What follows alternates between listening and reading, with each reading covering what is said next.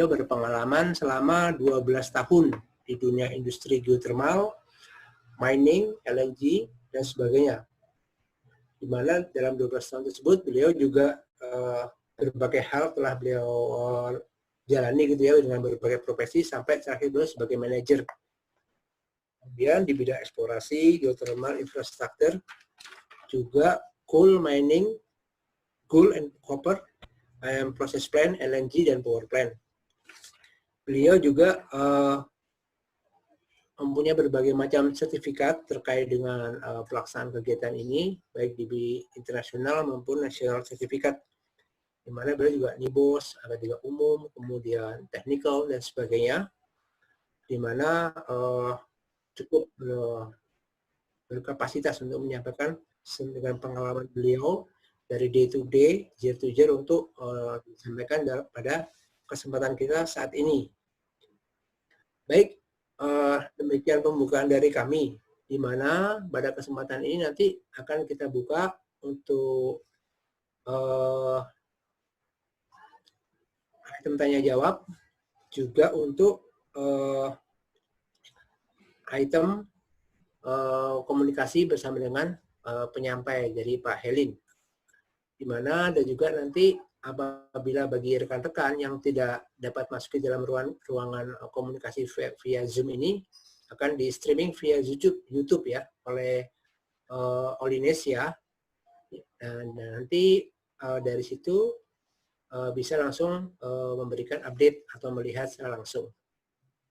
Jangan lupa untuk mengisi form feedback di akhir kesempatan, karena di situ nanti akan ada satu pertanyaan yang mesti dijawab oleh rekan-rekan semuanya, dan nanti akan dipilih oleh IO, akan ada satu hadiah buat yang menyampaikan jawaban yang paling bagus, istilahnya paling tepat.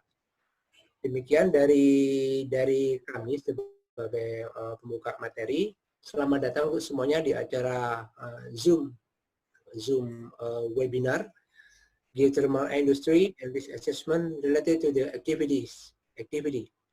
Baik, demikian sekilas dari kami sebagai moderator. Nama saya Sugiharto. Saya juga berbagai pengalaman sedikit. Sekitar 15 tahun juga bergelut di bidang industri, berbagai macam industri. Dan terakhir saat ini juga bergerak di industri migas, juga masih aktif. Kemudian waktu untuk Bapak Helin Simatupang kami persilahkan, ada waktu 1 jam ke depan Bapak, kira-kira sampai 14.30 akan kita akhiri, kemudian akan kita lanjutkan untuk forum tanya jawab buat peserta. Bagi peserta sudah bisa untuk secara langsung untuk memberikan pertanyaannya via chat ya, akan ada room chat nanti yang akan disubmit oleh IO kepada via WhatsApp sekalian, atau penyampaian yang lain. Mungkin demikian dari kami sebagai moderator. Bapak Helin Simatupang, kami persilakan Pak waktunya untuk menyampaikan materi Pak. Silakan Pak. Baik, terima kasih banyak Pak untuk Pak Sugiharto dan juga untuk Pak Boyke, penyelenggara webinar ini.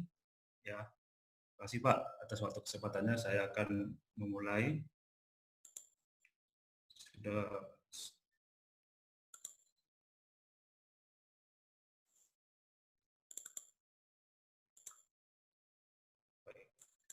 Sudah nampil Pak ya, Pak Sugiharto? Sudah, clear. Oke, clear.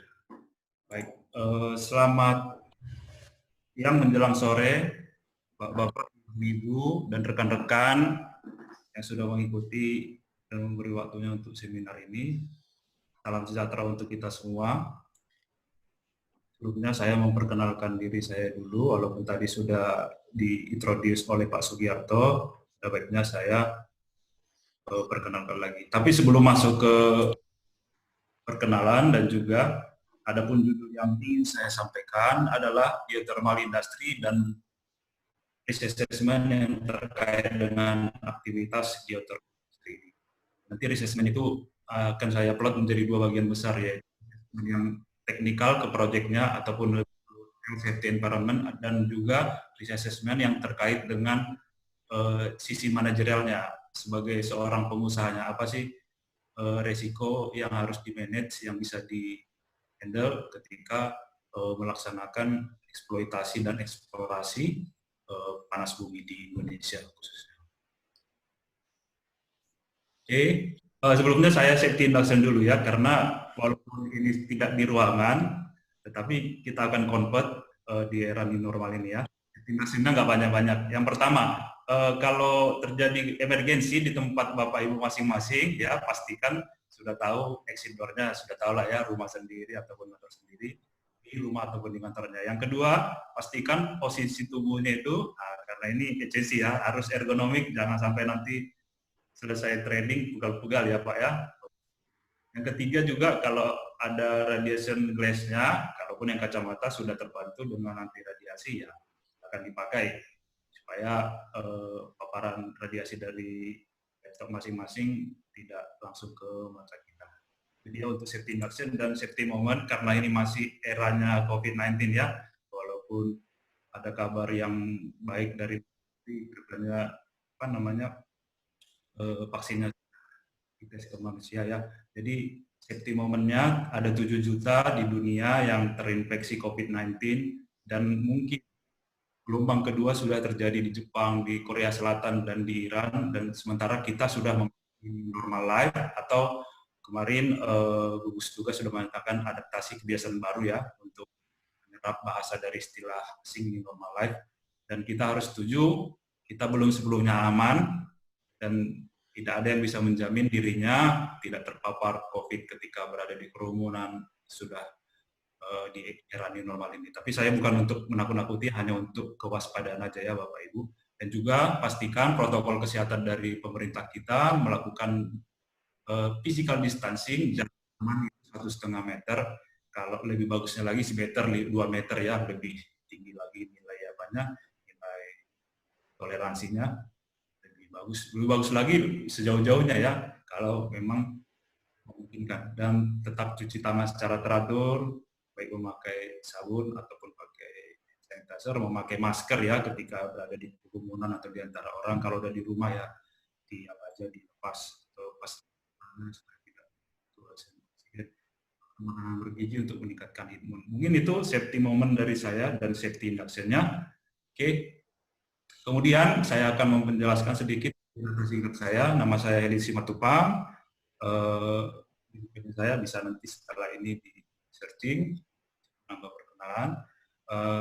Formal education saya S1 Perencanaan Wilayah Kota, Fakultas Teknik Arsitektur dan Perencanaan UGM. Saya selesai 2008, stabungnya 2003. Masih muda ya, tidak terlalu masih milenial lah. Yang kedua, untuk keanggotaan profesional, saya sudah terdaftar sebagai associate member atau registered member di APKPI, Asosiasi Profesi Keselamatan Pertambangan Indonesia. Sini praktisi dari pertambangan, tapi tidak menutup kemungkinan untuk oil and gas dan juga industri yang lainnya. Saya juga salah satu penggagas untuk HSE Indonesia Wilayah Sumut, Chapter Sumut, yang kami dirikan di awal 2017 di Medan, dan juga saya masih anggota aktif dari keluarga alumni Gajah Mada, Chapter North Sumatera Utara. Dan untuk sertifikasi, saya sudah certified NEBOS untuk IDC-nya, ahli K3 umum, migas, training of trainers, untuk mendukung panas bumi, saya sudah certified POP panas bumi. Menunggu kesempatan lagi untuk naik ke POM ataupun POU supaya bisa jadi ini ya, jadi decision maker di sana. Semoga. Oke, lanjut lagi. Saya juga pernah mengikuti training awareness untuk drilling place path workshop yang dipandu oleh IADC. Oke, tanpa berlama-lama ya untuk mempersingkat waktu. Nah, untuk pengalaman kerja juga, saya 12 tahun di bidang HSE, 2 pengalaman ada di sektor geothermal, ya, satu di Hyundai untuk EPCM-nya Sarula 3 kali 110 MW, dan di Sorik Marapi Geothermal di dari KS Orka Renewables, perusahaan gabungan antara Islandia dan Tiongkok. KS itu KS-an, Orka itu dari Islandia. Mungkin itu biodata singkat saya, Bapak Ibu. Oke, kita bisa lanjut ke materi bahasan kita sore ini. Yang pertama nanti akan ada introduction untuk geothermal industry. Kedua akan ada penjelasan singkat juga karena keterbatasan waktu. Sementara materinya harusnya bisa 1 hari atau bahkan 2 hari ya, tapi kita kita maksimalkan di dalam pertemuan ini. Baik di pre-exploration, drilling operation, steam well test, reconstruction, geothermal power plant construction-nya nanti, serta hingga ke OM, operation and maintenance phase. Dan nanti di sesi ketiga ada sesi Q&A, ini akan dipandu oleh Bapak Sugiarto nanti. Oke, jadi izinkan saya menjelaskan, ketika ada pertanyaan nanti kita maksimalkan di session Q&A. Baik. Oke. Geothermal industri ya. Oke, saya akan jelaskan. Sesuai asal katanya, geo itu adalah bumi, thermos itu adalah heat atau panas. Jadi geothermal itu adalah, definisi sederhananya adalah sumber energi yang datang dari alamiah, dari panas alami yang ada di dalam perut bumi. Ya. Dan menurut Undang-Undang Nomor 21 Tahun 2014, geothermal itu adalah Undang-Undang 21 2014 ini adalah patokan kita secara nasional untuk panas bumi ya, mulai dari aspek hukumnya, teknikalnya, health and safety, environment-nya, dan aspek-aspek yang terkait dengan penugasan WKP geothermal. Ya. Jadi kalau definisi dari negara, panas bumi itu adalah sumber energi panas, uap air, dan batuan serta mineral ikutan yang ada di dalam perut bumi itu, dan gas-gas lainnya yang secara genetik tidak bisa dipisahkan di dalam sistem panas bumi. Ya, memang terlalu teknikal, tapi kalau teman-teman yang sudah praktisi pasti sudah tahu ya. Ini mungkin untuk teman-teman student step by step nanti akan mengerti. Kira-kira gambaran sederhananya seperti ini, Bapak Ibu, rekan-rekan. Jadi kalau di perut bumi itu ada lapisan-lapisan ternyata ya, mulai dari batu, hot rock, ya, dan di atasnya ada air panas, hot water. Sebelum itu ada caps rock-nya, batu penutup. Kalau kita pernah ke Sukabumi, pernah ke daerah pegunungan ya yang ada air panas, kita melihat ada sumber air panas, istilahnya fumarole ataupun geothermal station ya. Jadi sumber panas bumi itu secara awam itu ada beberapa, bisa dari air hujan, tapi yang sudah ini ya, dengan proses yang sangat lama masuk ke bumi melalui pori-pori, melalui celah-celah perubahan bumi, dan ada juga memang sumber ataupun reservoir yang sudah lama terjebak ataupun sudah berada di dalam permukaan bumi. Seperti itu. Jadi kalau lebih sederhananya lagi, geothermal itu kayak tungku, Bapak Ibu. Jadi kayak apa namanya? Kayak ketel di rumah kita ya, direbus baik pakai kompor kayu ataupun kompor gas ya, air di dalamnya akan mendidih saking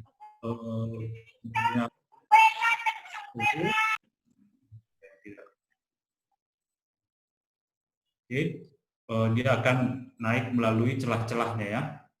Nah, sama prinsip geothermal juga kurang lebih seperti itu, panas di dalam bumi yang mengalir keluar baik secara alami melalui fumarole tadi atau hot spring ataupun melalui pemanfaatan langsung dan tidak langsung, nanti ada di sesi berikutnya ya, melalui serangkaian operasional atau aktivitas mulai dari survei,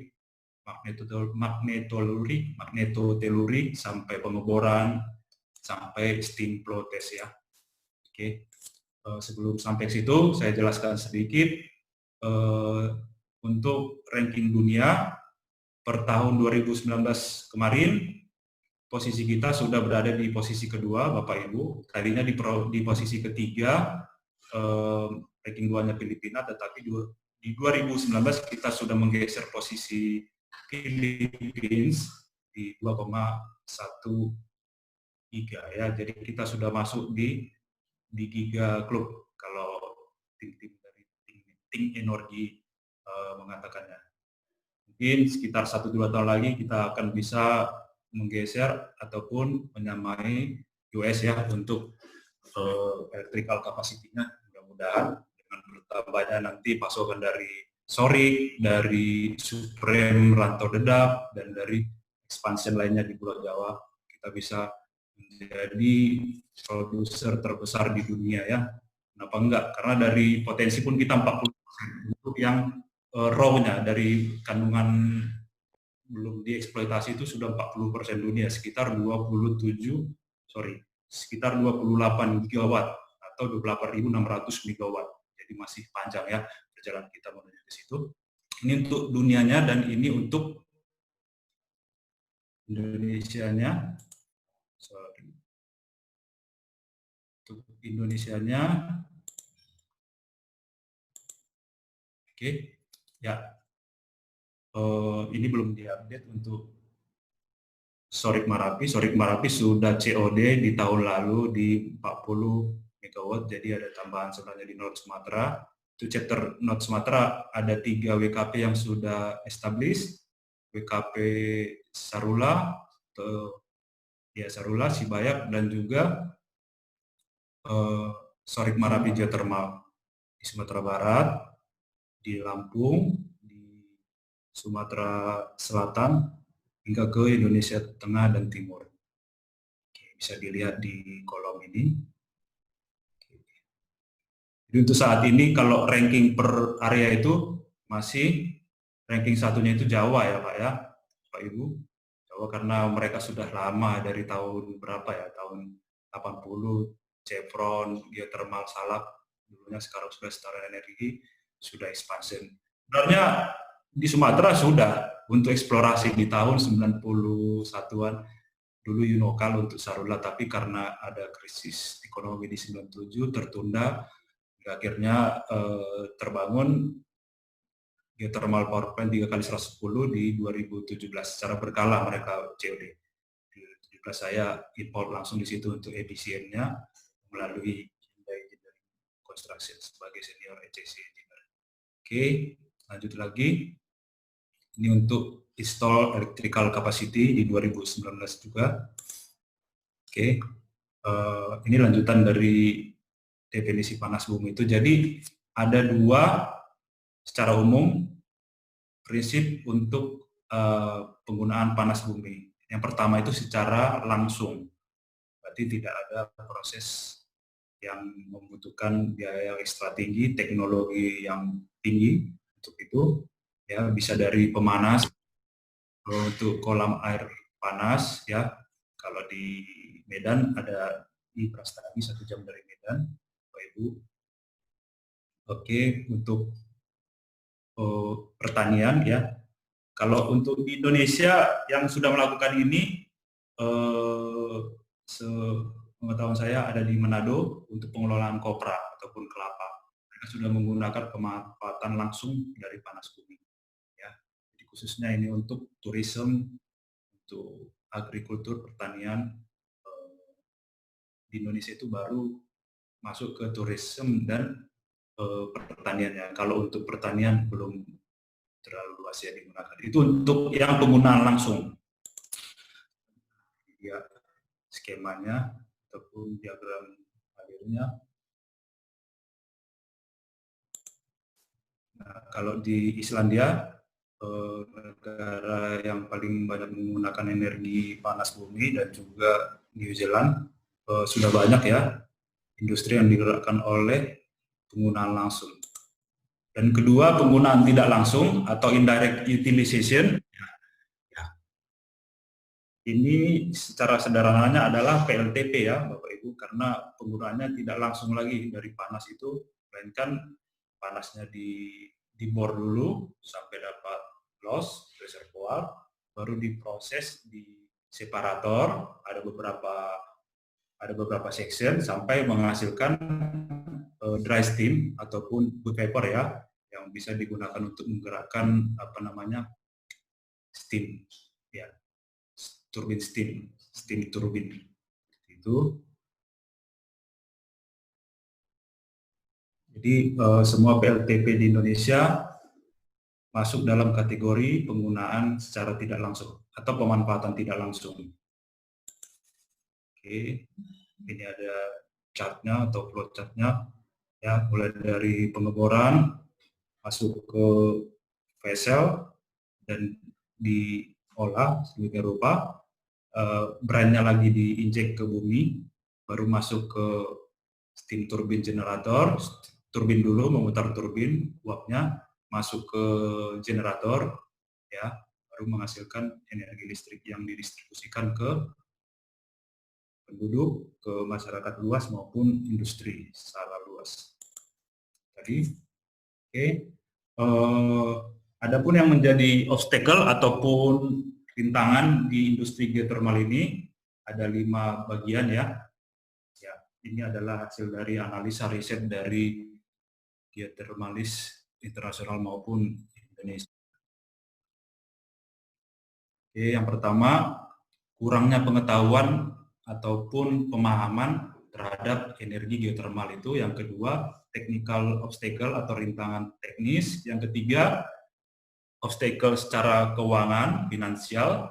Dia ada topik bahasanya di slide berikutnya. Yang keempat, ada tantangan dalam lingkungan. Yang kelima, masih lingkungan tetapi sudah socio-environmental ataupun sosial lingkungan yang menjadi masalah, bukan masalah ya, ya bisa dikatakan tantangan lah, challenge. Hampir semua geothermal di Indonesia, mulai dari Sumatera, Jawa, sampai ke Indonesia Timur, masalahnya itu kebanyakan di sosial environmental. Ya. Jadi kalau untuk yang pertama, kurangnya pengetahuan atau pemahaman tentang panas bumi, ya karena geothermal itu di Indonesia sendiri masih memegang peranan yang masih bisa dikatakan minor ya untuk penyediaan energi kita, karena masih banyak yang dari hidrokarbon seperti batu bara untuk PLTU secara skala masif, ada juga oil and gas untuk pembangkit listrik juga, dan untuk bahan bakar kendaraan kita, pesawat dan sebagainya. Di sini tantangan dari para geothermalis dan juga para praktisi di bidang panas bumi untuk menjelaskan lagi ke masyarakat secara luas supaya kita mendapatkan pengetahuan yang memadai untuk bidang panas bumi, ya, supaya mereka tahu bahwa panas bumi itu adalah energi bersih, energi yang terbarukan, yang mungkin akan menjadi energi yang akan kita gunakan sebagai alternatif di luar energi hidrokarbon. Kedua, ada obstacle teknikal ataupun rintangan dalam teknis, ya, preparasi yang tidak benar, kekurangan pengetahuan dari tim proyeknya, dan juga bisa jadi ketidakprofesionalan dalam bidang eksplorasi ya. Jadi ini ada tantangan tersendiri sehingga setiap proyek eksplorasi itu harus betul-betul matang nih, baik dari pendanaan nanti, baru tim teknikalnya yang sudah well experience di bidang panas bumi ya, mulai dari geoscientisnya, engineers, drilling, dan tim support untuk itu. Berikutnya lagi, yang ketiga, tantangannya di bidang keuangan. Ya. Ini hal yang paling mendasar, sehingga beberapa WKP di Indonesia ini masih bisa dikatakan slowdown, pendanaan yang ekstra tinggi. Ini beda sama migas. Kalau migas itu, ya memang sekarang migas udah hampir sama kayak geothermal, split model, itu berhasil dulu, baru dibayarkan, tidak berhasil tidak dibayar. Nah, ternyata geothermal sudah mengalami ini dari awal, dari zaman dulu. Ya kalau nggak berhasil nggak dibayar, kalau berhasil ya melalui PPA itu ya purchasing persetujuan seperti itu. Saya lanjut lagi. Kita tahu sendiri, kita tahu bersama bahwa dibutuhkan high cost dan high risk di dalam geothermal, sehingga ini menjadi tantangan yang signifikan dalam pengembangan panas bumi. Berikutnya lagi, obstacle sosial.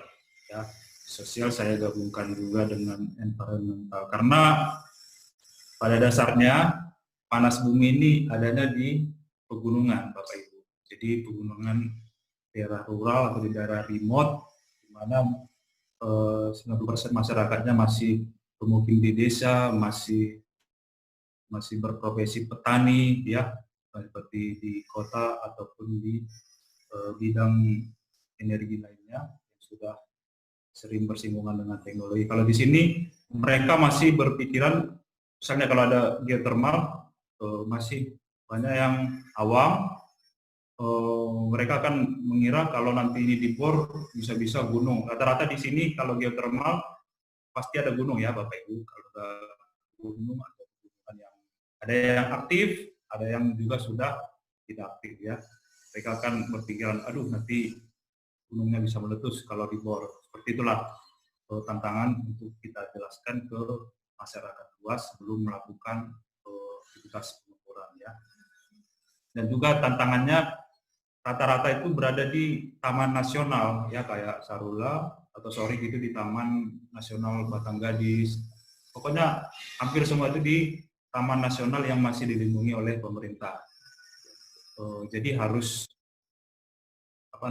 agak alot ini diskusinya, studinya pada Kementerian Kehutanan dan Lingkungan Hidup ya. Dan juga faktor peraturan regulasi yang masih ya bisa dikatakan masih tumpang tindih ya untuk pengembangan geothermal dan sektor-sektor lainnya seperti itu. Jadi ada 5 tantangan di dalam pengembangan industri panas bumi. Industri panas bumi itu sendiri memiliki 3 bagian besar ya, walaupun di eksplorasi ini ada bagian subnya lagi yaitu pre-eksplorasi, mana ada kalau di oil and gas kan namanya seismik ya, seismografi. Kalau di panas bumi itu memakai magnetoteluri. Ya, prinsipnya tidak terlalu jauh berbeda ya. Sebenarnya ini bukan kapasitas saya, tapi saya memahami substansinya sedikit waktu eksplorasi dan eksploitasi di Sarula dan di Sorik Marapi. Oke, masuknya ke eksplorasi. Sebelum eksplorasi juga ada kegiatan earthwork untuk membuat well pad. Ya, jadi dalam membuat well pad ini juga cukup alot karena harus berhubungan dengan masyarakat. Ya, itu di tantangan environmental dan sosial tadi. Karena harus membuat jalan ke akses pengeboran, selama ini mereka tidak punya jalan, menjadi punya jalan, dilalui truk-truk yang super besar ya, heavy haulage, alat berat. Jadi di sini kita harus bersinggungan langsung dengan masyarakat yang ada di rural atau di pedesaan. Itu tantangannya secara sosial environmental tadi. Dan biasanya idealnya proses eksplorasi itu 1 sampai 3 tahun, tergantung potensi real geothermal yang dihasilkan dari WKP tersebut. Kalau bagus, ya bisa lanjut. Kalau tidak, nanti tim top manajemennya akan berunding apakah ini tidak dilanjutkan ataupun dilakukan treatment seperti penambahan binary cycle-nya, mengambil steam sisa untuk dimanfaatkan kembali. Nanti tim top manajemen akan melakukan risk assessment dan risk evaluation ya. Baru masuk ke eksploitasi. Setelah steam drilling dilakukan untuk mengambil uap ataupun steamnya, maka dilakukan steam flow test. Ini juga jangka waktunya lama, bisa sampai 3-5 tahun idealnya, karena melalui serangkaian izin juga seperti SIPAP, untuk UKL, UPL, bahkan sampai negosiasi ke PLN sebagai pembeli energi listrik yang dihasilkan dari setiap independen electrical atau power producer IPP. Lagi masuk ke operation, biasanya di sini digabungkan dengan OM. Dan OM ini rata-rata sesuai dengan perjanjian dengan negara bisa sampai 30 tahun melalui beberapa kontrak pembaruan ya. Tapi rata-rata 30 tahun untuk long term kontraknya. Oke, lanjut lagi. Saya harap dengan penjelasan singkat tadi dan juga nanti bisa dibaca lagi karena mungkin materinya akan di-share. Oke, nanti bisa di Q&A, ditanya kembali ya. Kita masuk ke subtopik kedua, yaitu risk assessment. Seperti saya katakan tadi, risk assessment nanti ada dua bagian, yaitu untuk ECC ataupun teknikalnya yang berkaitan dengan risiko di project, dan juga risk assessment yang lebih dari sudut pandang manajemen ya, dari si pengusahanya, apakah itu investor asing ataupun dari dalam negeri ya. Jadi saya akan coba untuk menjelaskan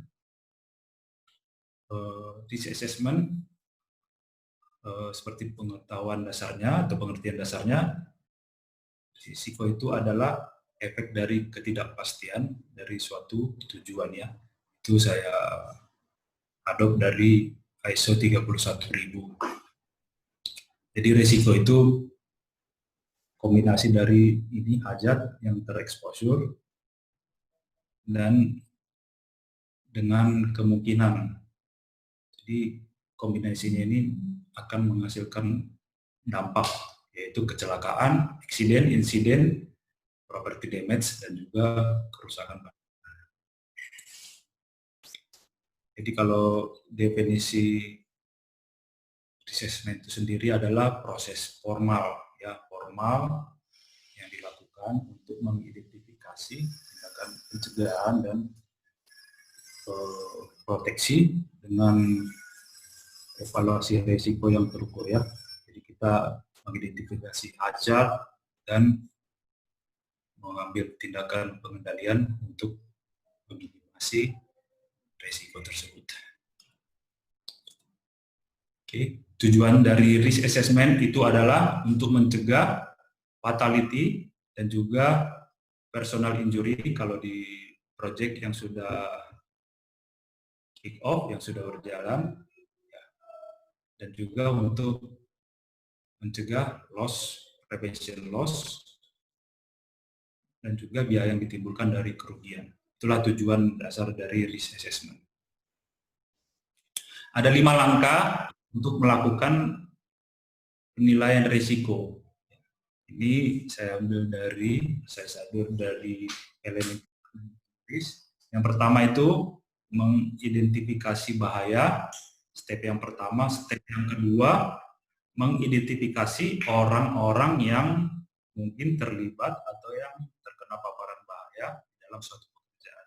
Step yang ketiga, mengevaluasi risiko dan juga memutuskan tindakan yang diambil untuk mitigasinya. Step keempat itu mencatat ya temuan-temuan yang signifikan, dan step yang kelima terakhir mereview dan mengupdate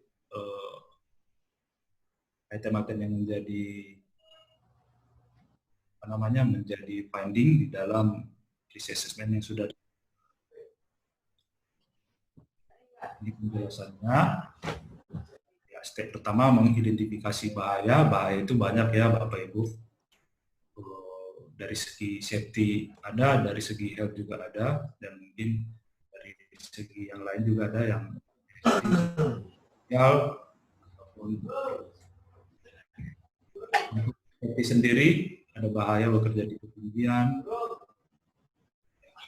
lock objek, ya, kendaraan yang bergerak. Biasanya kalau di geothermal pasti moving vehicle menempati ranking 1 ini untuk ya bisa dikatakan dari segi near miss recordnya ya, karena kan kita mengerahkan banyak alat berat dari kota besar, dari pelabuhan sampai ke gunung ya. Bisa dibayangkan Bapak Ibu betapa sulitnya, sehingga potensi-potensi untuk crash ataupun eksiden bisa dikatakan ya cukup banyak ya di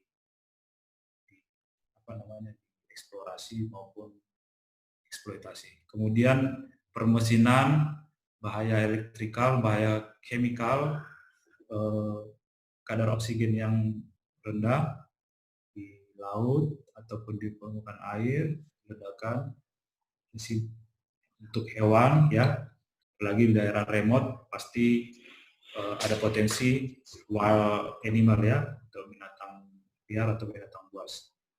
Untuk health sendiri ada fisikalnya yang bisa menyebabkan penyakit akibat kerja, dari chemicalnya, biologikal, patogen. Seperti saat ini COVID-19 adalah menjadi potensi baru di dalam apa ya dunia kerja semua ini.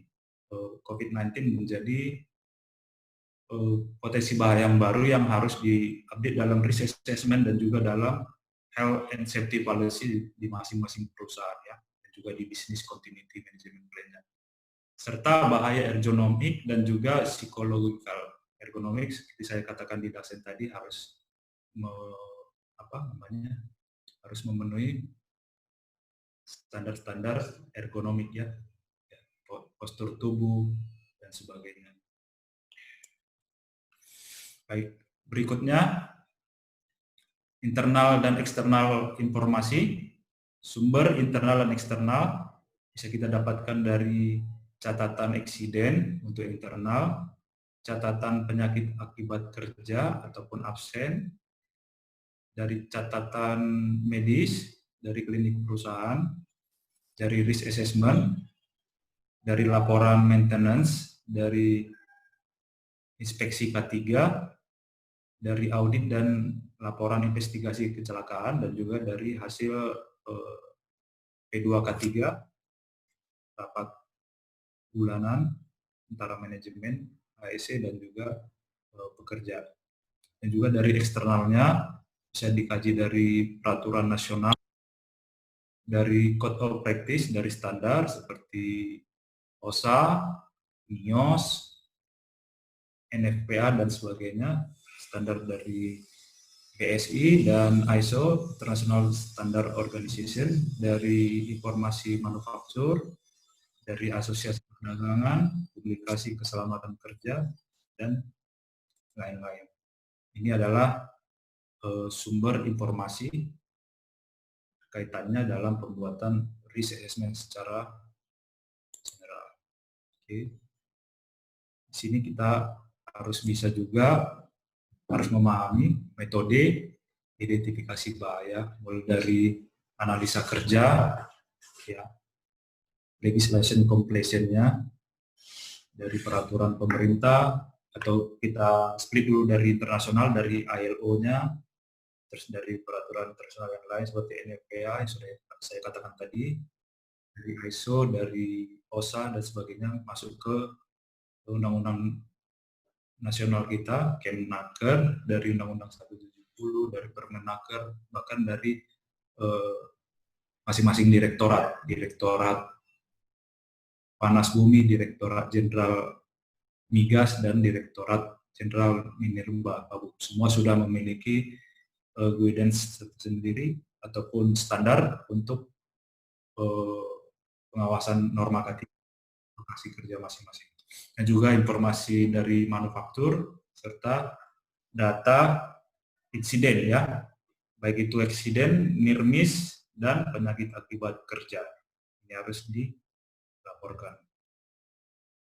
Oke, lanjut lagi, harus diidentifikasi. Berikutnya, nah ini ada teori untuk melakukan analisa kerja yang disingkat dengan SREDIM. Saya tidak akan banyak di sini, saya akan lebih banyak nanti di praktikalnya langsung ya. SREDIM ini menyeleksi pekerjaan, merekod tahap dari setiap pekerjaan, mengevaluasi resiko, mendevelop metode kerja aman, mengimplementasikan metode kerja aman, dan memonitor untuk memastikan keberlangsungannya efektif atau tidak.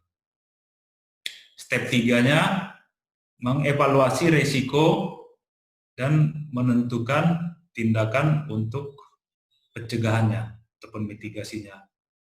Apakah level resiko itu sudah bisa diterima atau tidak?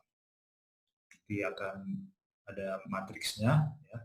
Jadi kalau likelihood ini peluangnya, probability, severity ini keparahannya ya. Untuk saat ini masih belum ada perubahan dari international standard dan national standard. Masih ada 5 peringkat di risk assessment.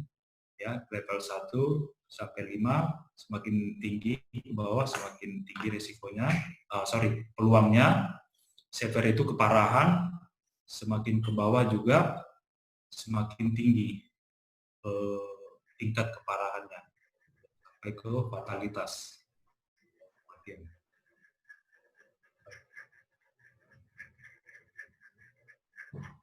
Saya lanjut lagi untuk likelihood ataupun peluang ya, probability.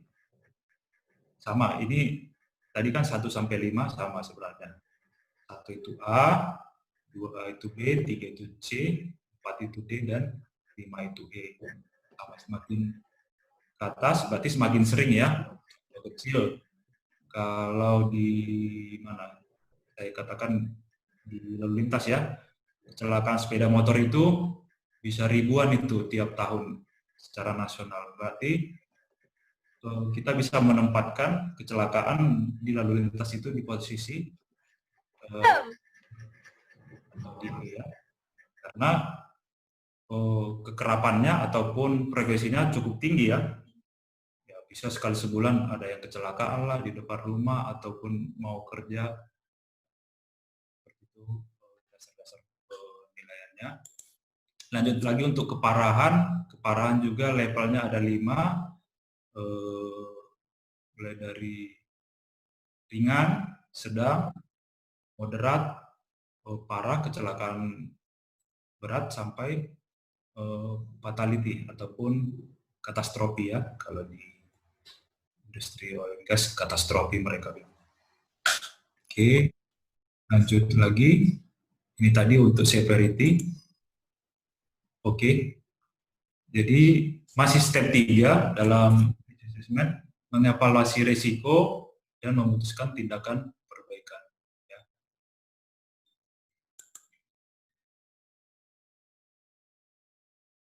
Jadi ini dasar teorinya. Ya. Jadi seperti di slide sebelumnya, untuk membuat assessment itu adalah perkalian antara keparahan dengan frekuensinya. Mungkin saya bisa langsung bikin ke contoh. Oh, sebelumnya ke sini dulu. General hierarchy untuk pengendalian risiko ya. Nanti kita masuk ke implementasinya. Saya akan berbagi contoh di proyek saya sebelumnya. Saya sudah dapat izin dari teman yang bekerja di sana, tapi hanya untuk pelajaran aja ya. Oke, ini adalah standar yang sudah asing lagi untuk risk assessment untuk seluruh Indonesia, bahkan dunia ya. Ada 5 tahapan, mulai dari eliminasi, substitusi, engineering control, administrative control, dan juga BPE. Ya, ini adalah pemaparannya. Eliminasi itu berarti menghilangkan bahaya, substitusi itu mengganti ya. Sorry, eliminasi itu yang dieliminasi bukan bahayanya, tapi penggunaan yang berpotensi mengakibatkan terjadinya risiko tadi ya, risk. Jadi kalau bahaya itu sendiri tidak bisa hilang ya. Ya.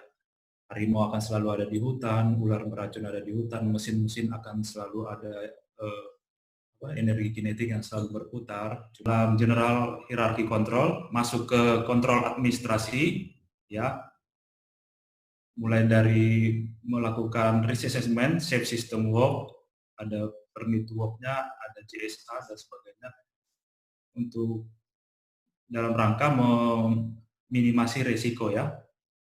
Dan juga melalui training, safety effective communication seperti poster, piktogram dan sebagainya, itu adalah bagian dari kontrol administrasi, training dan pengawasan. Dan juga tidak kalah penting adalah konsultasi. Jadi selain training, briefing, perusahaan yang sudah established ataupun yang sudah bagus manajemennya akan melaksanakan konsultasi, ya, melalui perwakilan komite dari serikat pekerja dan sebagainya, agar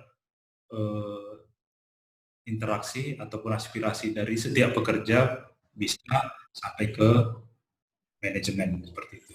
Itu adalah bagian dari administratif kontrol terhadap pengendalian risiko. Oke, lanjut lagi. Nah, dari hasil tadi 5 step untuk assessment, di sini ada kategori risk residual, ada yang acceptable risk, ada tolerable risk, dan juga yang tidak bisa diterima, sudah tinggi, ya. Mungkin levelnya sudah di 4 atau di 5. Oke.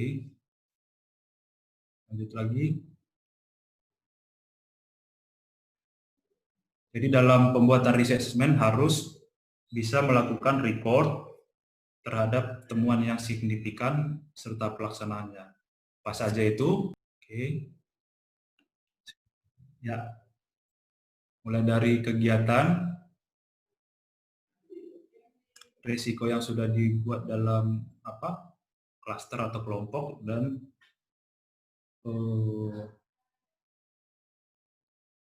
tanggal pembuatan risk assessment yang dilakukan oleh competent person. Ya. Oke. Lanjut ke step yang terakhir adalah review. Review dari step 1, 2, 3, 4. Ya. Jadi sudah didapatkan resumenya dari aktivitas itu, lalu dibuat dalam satu dokumen yang tertulis dan ditandatangani oleh pihak-pihak yang terlibat dalam pembuatan risk assessment. Short item to resume what has been explained by Pak Helin. The all material is divided to be 2 item, ya, divided to be item. Pak Helin mungkin bisa diarahkan mulai atas. Sebentar Pak, saya akan secara umum Pak. Okay, the overall material is divided to be item. The geothermal knowledge based on common knowledge, basic knowledge overall about geothermal activities.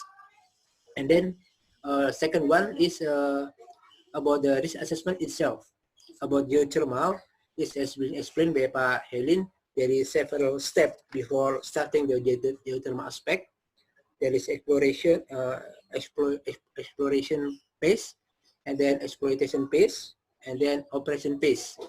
Each phase it takes around 2 or 3 years, and could be success or no.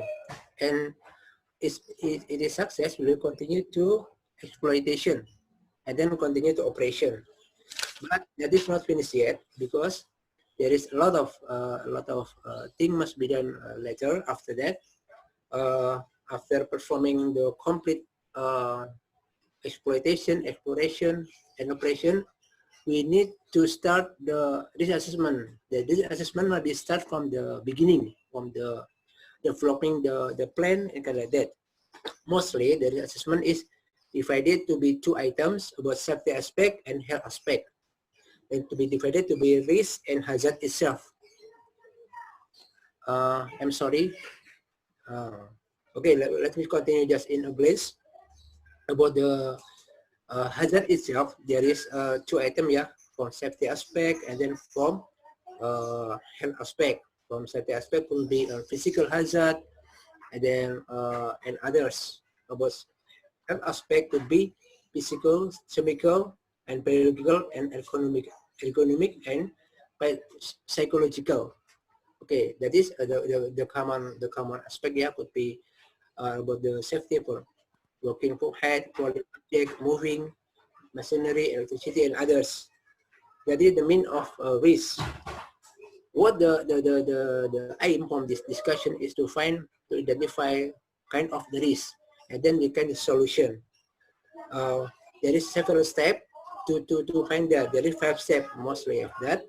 First step is identify the hazard. Untuk mengidentifikasi bahaya-bahaya yang ada di tempat kerja. Yang tadi sudah kita sampaikan ada 2 macam. Ada fisik, juga ada ekonomi, ada health juga.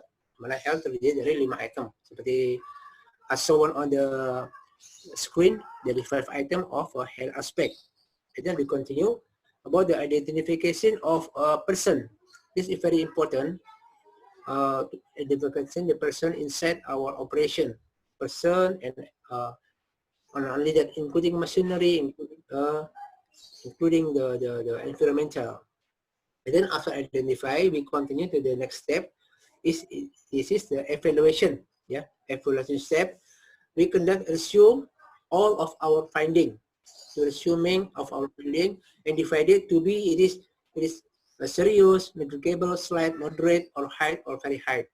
After finding that, we assume and we compile to be one document, and then we record item number 4. We record all our finding, all of that, and then kemudian setelah kita record, ya, we continue to review and update, ya, review and update. By that activity, we will find how to solve the problem. After we find any insufficient condition or insufficient action, it could be in our environmental, it could be in our engineering, it could be in our people or our machine, ya. Jadi setelah kita temukan semuanya, including the process, ya. After that we update. By the updates, we will submit the resolution, ya. Submit conclusion how to operate our plan or our set safely, kind like that. Oke, Pak Henning, kira-kira sekilas. Saya tadi sudah menyampaikan dasar-dasarnya dan kita praktikal sedikit untuk project HSE Rixia ini contoh untuk lebih ke health safety environment-nya. Silakan Pak, dilanjut Pak. Baik.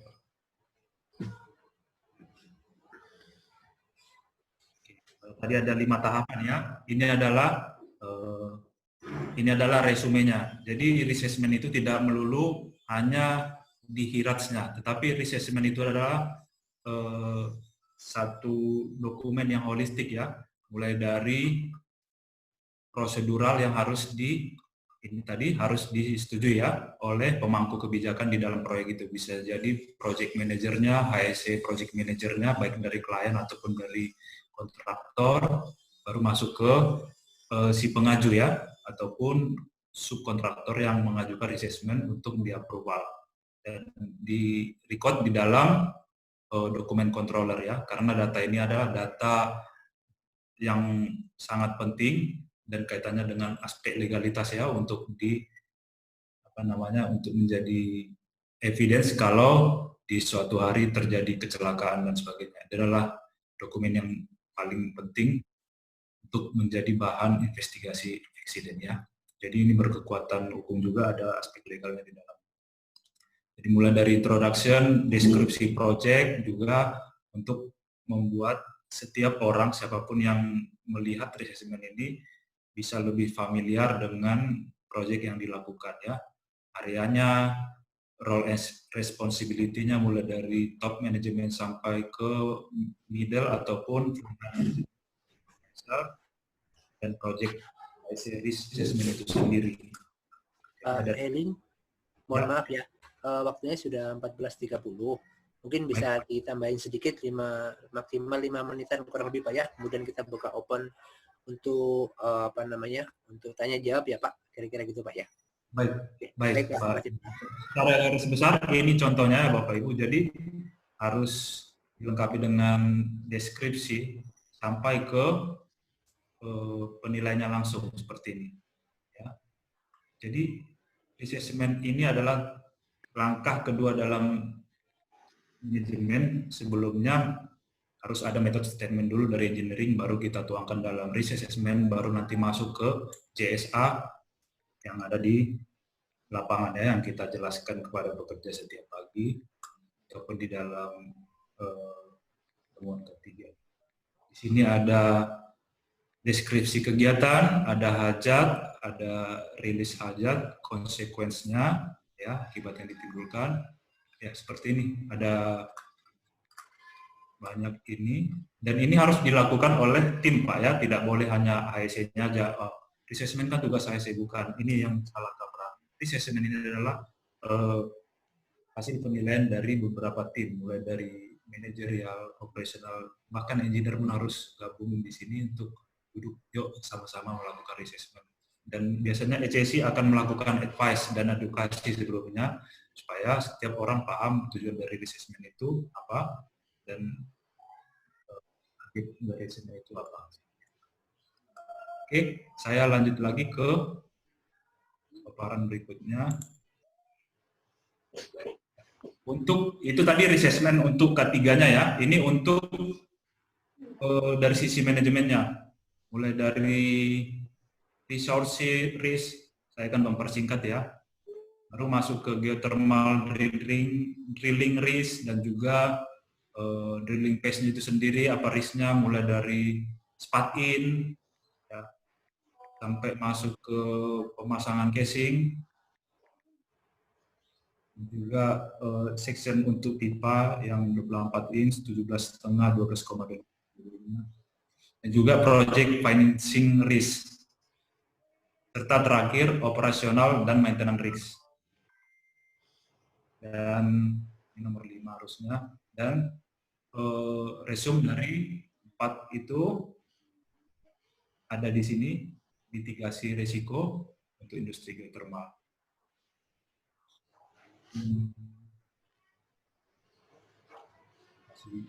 Waktunya sudah terbatas, Pak, ya. Oke, Pak, silakan diselesaikan sedikit, Pak, sekalian, Pak. Baik. Silakan tambah 5 menit lagi, tidak apa-apa. Ya, kalau untuk resource risk ini secara garis besar aja, di sini risikonya mulai dari potensi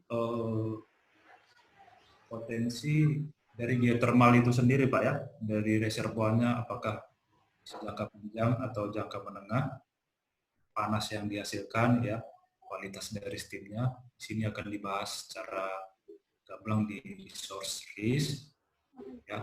Dia ternyata ada reservoir temperatur, reservoir size, permeability. Saya juga tidak mempunyai kapasitas di sini, hanya untuk membantu menjelaskan apa sih resiko di geothermal industry.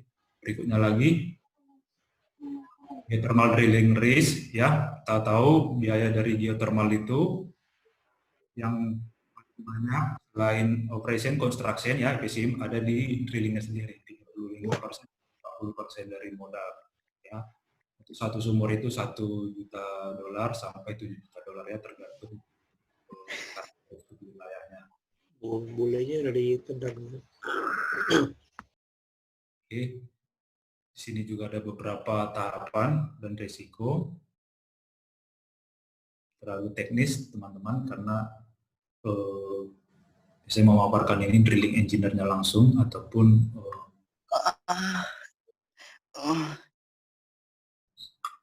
oke.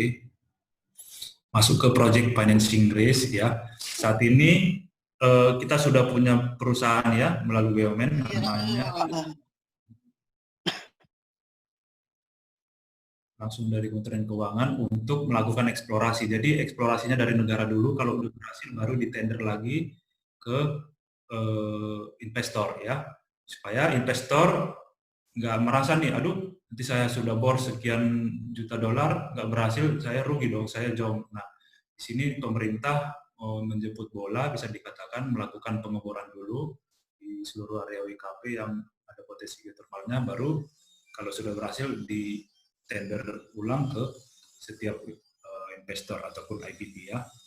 operasional dan maintenance risk, ya, untuk keberlanjutan reservoirnya itu, ya siapa tahu di tengah jalan reservoirnya kering, sumurnya kering, sehingga dilakukan lagi drilling workover, ya, melakukan treatment teknologi supaya steamnya nendang lagi, bagus lagi, hitnya bagus, ya, melakukan kajian-kajian seismik, maintenance untuk well fill maupun geothermal fill-nya, dan juga untuk fluida panas bumi.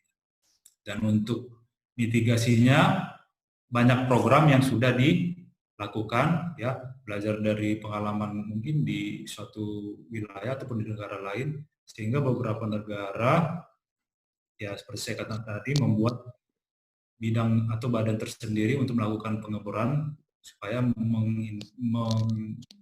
masih resiko, ya, risiko kalau tidak hasil pengeborannya tidak sesuai dengan yang diharapkan, risiko manajemen tadi.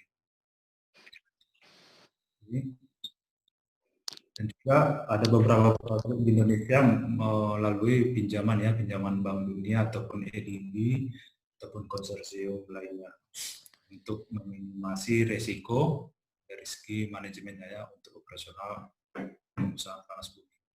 Mungkin itu Pak Sugiarto, perhaps you can translate also in English for my latest explanation. Oke,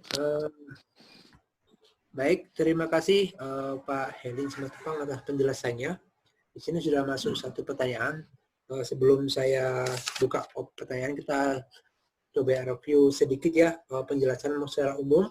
Dan sebagai info dari Bapak Ibu tadi yang minta diinggriskan tadi sudah di remove sama admin karena sepertinya ada gangguan dari mereka berdua atau dari mana gitu, ya Pak, ya.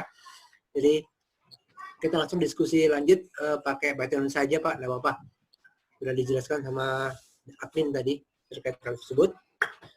Terkait penjelasan dari Bapak Helin, saya coba lakukan resume sedikit bahwa dalam kesempatan ini Pak Helin menjelaskan dua sisi. Yang pertama, penjelasan tentang geothermal secara umum. Jadi apa sih itu geothermal, tenaga panas bumi, dan juga sebagai alternatif, energi alternatif di negara kita yang memungkinkan, ya, diharapkan bisa mulai membantu energi fosil, ya, minyak bumi yang mungkin dari tahun ke tahun juga nggak tambah nambah, tapi kemungkinan tambah menurun karena proses alamiah, kira-kira gitu. Kemudian yang kedua, Bapak Helin sudah menjelaskan secara umum bagaimana apa sih itu risk assessment. Risk assessment adalah pencegahan atau kegiatan yang dilakukan untuk mengetahui tindakan-tindakan atau bahaya yang mungkin terjadi atau bisa terjadi dan bisa mengakibatkan suatu risiko, mengakibatkan suatu efek kepada pelaksana atau operator atau pekerja, seperti itu. Dan risiko tersebut sudah dibagi dalam dua sisi, ada risiko dari sisi safety-nya dan juga risiko dari sisi health-nya. Itu terkait sama orang. Ada lagi risiko terkait sama environmental, risiko terkait dengan peralatan, juga risiko dengan lingkungan yang ada di area itu, masyarakat. Misalkan adanya kebocoran, peledakan yang langsung berisiko secara langsung dengan masyarakat sekitar. Dan salah satu risiko yang paling penting adalah menjaga kepercayaan masyarakat sehingga tidak menimbulkan hal-hal yang tidak diinginkan. Seperti itu. Kemudian setelah kita mengetahui risiko, kita mencoba mengetahui bagaimana sih cara membuat, menganalisa dan sebagainya. Jadi sudah tengah Pak Helin ada beberapa aspek, ya, beberapa tahapan. Kemudian ada jadi sebelum melakukan itu kita lakukan identifikasi dulu, evaluasi dulu, kemudian kita record, kemudian kita review dan kita update. Baru, ya tentunya ini sebuah tim.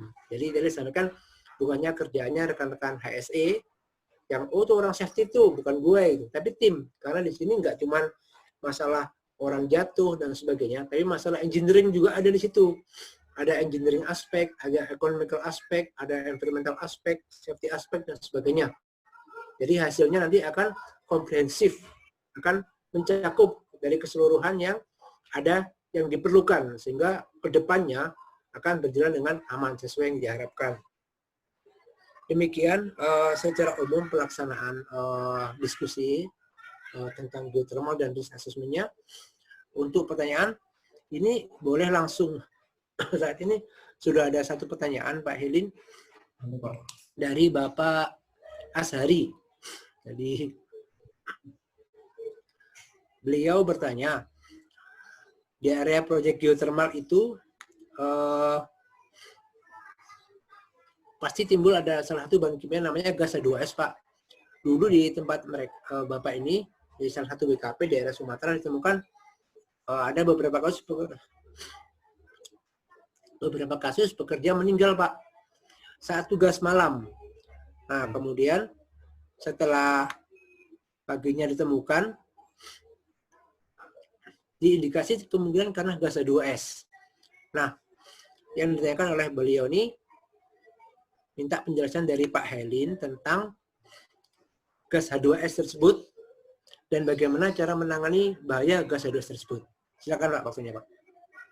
Baik, terima kasih Pak Sugiarto atas penjelasannya dan reviewnya, dan juga Bapak Ashari atas pertanyaan yang sangat menarik Pak ya.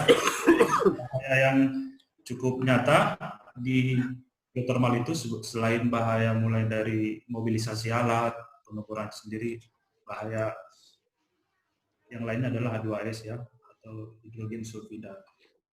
Ya. Kalau pengalaman kami di Sarula memang ada beberapa sumur atau area yang H2S-nya cukup tinggi. Tapi karena itu tadi kembali ke assessment yang cukup bagus ya, bukan saya bilang di tempat lain tidak bagus. Mereka sudah melakukan control measure untuk di situ. Salah satunya mereka meng-hire dedicated konsultan ataupun kontraktor khusus untuk H2S. Ya. Ada beberapa itu saya tidak mau menyebutkan merek. Jadi di situ nanti sudah ada expertnya, mulai dari penyiapan alatnya, sensornya, penyediaan SCBA-nya, sama training-training di lapangan sampai orang-orang ahli menggunakan SCBA bisa mendeteksi paparan H2S yang lebih membatas ya. Ada yang ini bermacam-macam juga, ada yang 5%, ada yang sampai 10%. Sebenarnya yang amannya itu di 10% di 8 jam ya. Lewat dari 8 jam sudah harus menghindari paparan dari H2S itu sendiri. Jadi pertanyaannya bagus, bagaimana menanggulangi potensi bahaya H2S di lokasi maupun operasional geothermal ya, di sumur panas bumi ataupun di di power plant-nya ya. Intinya pertama, setiap orang harus HSE policy dari perusahaan itu harus jelas, mengutamakan health and safety. Baru nanti operation akan mengikuti. Oke, sudah copy. Oke, siap.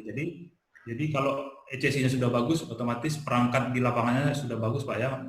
Bahkan nanti mereka akan memberi training secara berkala untuk H2S awareness, cara menggunakan gas detektor, cara menggunakan SCBA, serta melakukan health assessment juga. Kalau pekerjaannya di malam, apa syaratnya, apa control measure yang harus dilakukan. Biasanya kalau malam kan, kalau di drilling ada sistem komen ya, atau komen malam, dia nanti sama ECC drilling malam akan melakukan toolbox dulu di awal, pasti bahaya H2S ini akan tetap direview, tetap hati-hati. Kalau memang nanti mau rilis H2S, itu akan dikasih tahu Pak sebenarnya ya. Oh, di dalam sekian ada potensi rilis H2S, itu akan dikasih tahu. Bahkan masyarakat yang berada di dekat wellpad juga akan dikasih tahu, kita akan rilis sekian puluh ppm misalnya. Dan itu hal yang harus diketahui setiap orang, tidak boleh disembunyikan ya. Jadi terkait dengan kejadian di WKP lain itu, ya kembali lagi Pak ke komitmen dari manajemen baik yang di middle maupun yang di front line-nya ya, untuk lebih strict lagi, jangan sampai terjadi lagi. Kalau memang sudah terjadi ya itu sudah tidak bisa dikembalikan lagi ya. Ya, yang penting unsur kontrolnya di lapangan. Contoh kalau ada satu orang mau survei nih potensi apa namanya dari settling point ataupun dari ya mengambil sampel itu harus sistem ya harus lebih dari satu orang body system, jangan cuma satu, supaya apa, satu dia bisa menemani itu kalau terjadi apa-apa bisa langsung mengambil tindakan yang diperlukan ya untuk rescue dan sebagainya. Itu salah satu apa namanya pengendalian resiko untuk menghindari kejadian yang sama di waktu yang akan datang, Pak. Yang kedua, tetap melakukan pengukuran H2S secara berkala ya. Jadi itu biasanya ditulis dalam ISC board berapa ppm kandungan kemarin, berapa jam seperti itu, serta berapa yang harus dirilis berdasarkan hasil analisa dari tim drilling ya. Seperti itu Pak. Komunikasi lagi ya. Habis komitmen harus ada komunikasi juga dari pihak manajemen di lapangan dan juga kepada pekerja tentang aspek-aspek yang mungkin terjadi. Itu Pak Asari, semoga bisa membantu menjawab pertanyaan Pak Asari. Baik, terima kasih Pak Helin atas jawabannya. Jadi harus ada beberapa step persiapan sebelum dimulai pekerjaan, jangan sampai ada orang asing masuk sehingga nggak tahu kalau itu ada 2S, yang di ini gas yang mematikan, sehingga terjadi kasus seperti itu. Jadi bisa dengan tadi udah jelasin body system, dengan safety work permit, dengan izin, kemudian dengan pengawasan. Yang penting jangan sampai ada orang asing yang masuk sehingga nggak terkontrol. Gitu. Baik Pak Helin, berikut ada pertanyaan kedua Pak dari Bapak Ifori Hanif.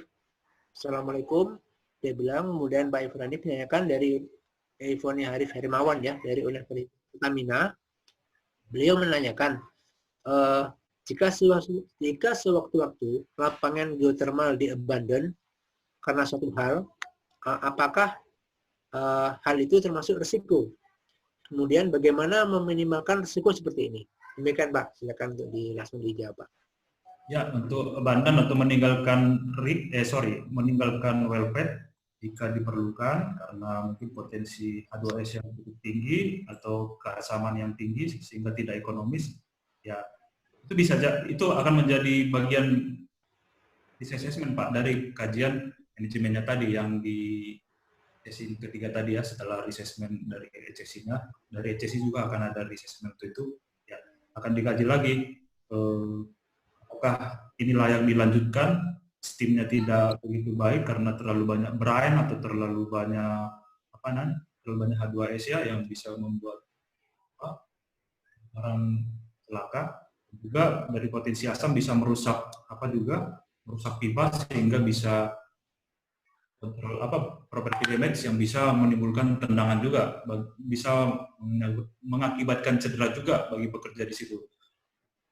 Ya, jadi ketika sumur itu harus di abandon ataupun WKP itu bukan WKP ya, sumur lah abandon ya, tetap harus melakukan evaluasi dulu, terus harus mendapat izin atau menyurat kepada EBTKE ya, menyurat ke EBTKE, ada proses lagi konfirmasi dari mereka, baru nanti semua mission control untuk completion-nya harus betul-betul dilaksanakan Pak ya, penutupan sumur harus, valve-nya harus yang benar, wellhead-nya, dan juga semua kolam-kolam untuk mud pond untuk drilling fluidnya itu harus dikeringkan dan ditutup kembali supaya tidak ada anak-anak yang masuk nanti waktu hujan mandi, tahu-tahunya ditenggelam ya. Itu dipersempit areanya, maksudnya areanya yang tadinya terbuka kira-kira 1-1,5 hektar itu dijauhkan kembali Pak ya, terkecuali ada wellhead-nya itu bisa ditutup dan dibuat penyangga ya, dibuat billboard seperti itu, informasi bahwa ini adalah sumur panas bumi walaupun tidak ekonomis tetap dibikin ya, dan dilaporkan ke pemerintah setempat akan menjadi menjadi aspek pengawasan mereka juga seperti itu Pak. Jadi dalam risk assessment tetap ada faktor untuk abandon the well pad atau abandon the geothermal work area jika tidak ekonomis dan risiko H2S-nya cukup tinggi signifikan, juga keasamannya itu Pak. Pak Evoni Hanif. Semoga membantu. Begitu Pak Sugiarto. Baik Pak, berikut ada pertanyaan ketiga Pak dari Bapak Yasir Arafat. Namanya seru juga nih. Bagaimana penerapan HSE untuk survei geoscience, di mana aktivitas sehari-hari kita moving ke titik-titik pengukuran atau akuisisi data dari pagi hingga sore. Apakah ada semacam petunjuk teknis, juknis gitu Pak ya, HSE untuk aktivitas survei tersebut. Kemudian yang kedua, beliau tambahkan